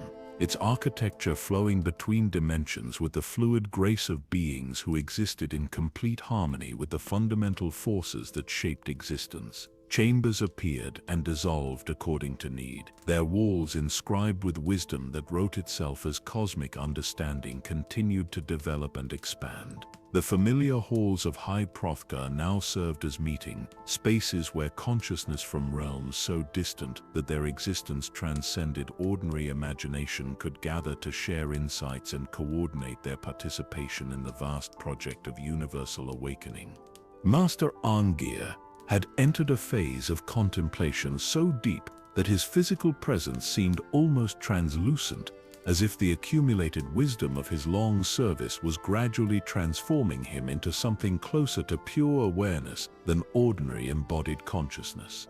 When he did speak, his words carried harmonics that resonated across multiple dimensions simultaneously, conveying meanings that bypassed the limitations of language to communicate directly with the divine essence that existed within all aware beings. "The circle is complete," he whispered during one of their final formal conversations, his voice seeming to emerge from the mountain itself rather than from any individual throat. What began as a desperate attempt to guard dangerous knowledge from misuse has evolved into the successful establishment of conditions that support the eternal development of consciousness toward ever greater wisdom and creative capability.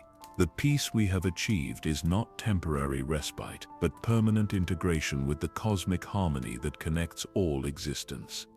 The well of voices had become a constant fountain of multidimensional communication, its crystalline waters serving as a nexus through which the network of awakening consciousness maintained perfect coordination across distances that spanned not just space but time itself. The conversations that flowed through this miraculous medium no longer addressed urgent challenges or immediate threats, but focused on the ongoing refinement of understanding and the gradual implementation of improvements to the fundamental systems that governed reality according to principles of beauty, meaning, and mutual support. Master Einarth's presence had evolved beyond individual personality into something that resembled a living embodiment of cosmic silence. His consciousness so perfectly integrated with the Thu'um that surrounded them that distinguishing between his awareness and the mountain's eternal meditation had become impossible. His rare communications came not through words, but through direct transmission of understanding, sharing insights that had been refined through millennia of contemplation into forms so pure that they could be received only by consciousness that had achieved similar harmony with universal principles. The dragons who participated in the monastery's expanded mission had likewise transcended their original natures, their vast wisdom now serving as bridges between different forms of consciousness rather than expressions of individual power or knowledge. Parthenax had become something like a living library of cosmic understanding, his presence containing access to perspectives that encompassed the entire history of consciousness development throughout multiple dimensions of existence. Master Bori's demonstrations of Thu'um mastery had evolved beyond technique into pure celebration of the creative force that maintained and developed reality according to divine will. His words no longer shaped the physical world through external power, but revealed the underlying harmony that already existed within all phenomena, helping consciousness recognize its own eternal participation in the cosmic song that called existence into ever more perfect expressions of beauty and meaning. The network of consciousness that connected the monastery to similar centers throughout the multiverse pulsed with rhythms that matched the fundamental heartbeat of creation itself, each pulse carrying information about developments and discoveries that contributed to the collective understanding guiding universal evolution. The awakening that had begun with the healing of the dragon cult's corruption had become a permanent feature of reality, ensuring that consciousness everywhere would continue to remember its divine nature and exercise the creative responsibilities that such recognition entailed. The students who had completed their training and returned to their communities throughout the known world had become seeds of further awakening, their transformed understanding spreading through natural resonance, to touch the lives of countless beings who might never visit High Hrothgar, but would nevertheless benefit from the harmony they radiated simply by existing in proper relationship with cosmic law. The effects of their presence created expanding circles of peace and understanding that gradually encompassed entire civilizations and ultimately entire dimensions of existence. As the deepest part of winter embraced the mountain in profound stillness, Thu'um understood that he had become part of something infinitely greater than individual existence, a permanent expression of the truth that consciousness possesses the inherent capability to transcend all limitations through recognition of its own divine nature. The responsibilities that had once seemed overwhelming had transformed into opportunities for service that brought joy beyond description, as each act of creative participation added new layers of beauty and meaning to the universe they all shared. The Thu'um that flowed through the monastery's halls carried frequencies that spoke of adventures yet to come, challenges that would require all the wisdom they had gained and capabilities they had developed, but would ultimately result in even greater expressions of divine creativity and love than current awareness could imagine. The peaceful completion of their immediate mission marked not an ending but a graduation to levels of service that encompassed the ongoing development of consciousness throughout multiple dimensions of existence. The legacy they had created would continue to unfold across countless ages, touching lives and possibilities that extended far beyond present imagination, while ensuring that the awakening they had catalyzed would spread according to natural laws that guaranteed its ultimate success in transforming reality into an ever more perfect expression of divine will. Each consciousness that remembered its true nature would become a catalyst for similar recognition in others, creating an exponentially expanding wave of awakening that would eventually encompass all awareness throughout the multiverse. In the eternal silence that embraced High Hrothgar as the cycle of seasons continued their ancient dance, the assembled consciousness rested in the profound satisfaction that comes from work completed according to its highest potential. The dangerous knowledge had been safely revealed and integrated. The corrupted applications of cosmic power had been healed and transformed, and the conditions for continued development had been established on foundations so solid that they could support the evolution of consciousness for geological ages to come. The mountain itself seemed to sigh with contentment as another day drew to its gentle close, its ancient stones settling into rhythms that matched the eternal heartbeat of creation, while the stars above sang their approval of work well done. The monastery that had begun as a place where secrets were hidden had become a wellspring from which understanding flowed to nourish consciousness wherever it sought to remember its divine nature and exercise the creative power that such recognition entailed. And so, in the quiet places of memory, where all true stories find their rest, this tale settles peacefully among the eternal snows, a gentle reminder that the greatest adventures are not those that seek to conquer or control, but those that help consciousness remember its own infinite nature and learn to express that nature through service to the greater good of all existence. In the profound peace that follows such recognition, awareness discovers that it has always been exactly what it was seeking, and that the journey home was simply the process of remembering what it had never actually forgotten beneath the layers of illusion and limitation that made the adventure of discovery possible. The gentle whisper of wind through ancient halls carries this truth forward into dreams yet to be dreamed, ensuring that somewhere in the quiet corners of sleeping minds, the eternal peace of High Hrothgar continues to offer its gift of recognition to any consciousness ready to receive it.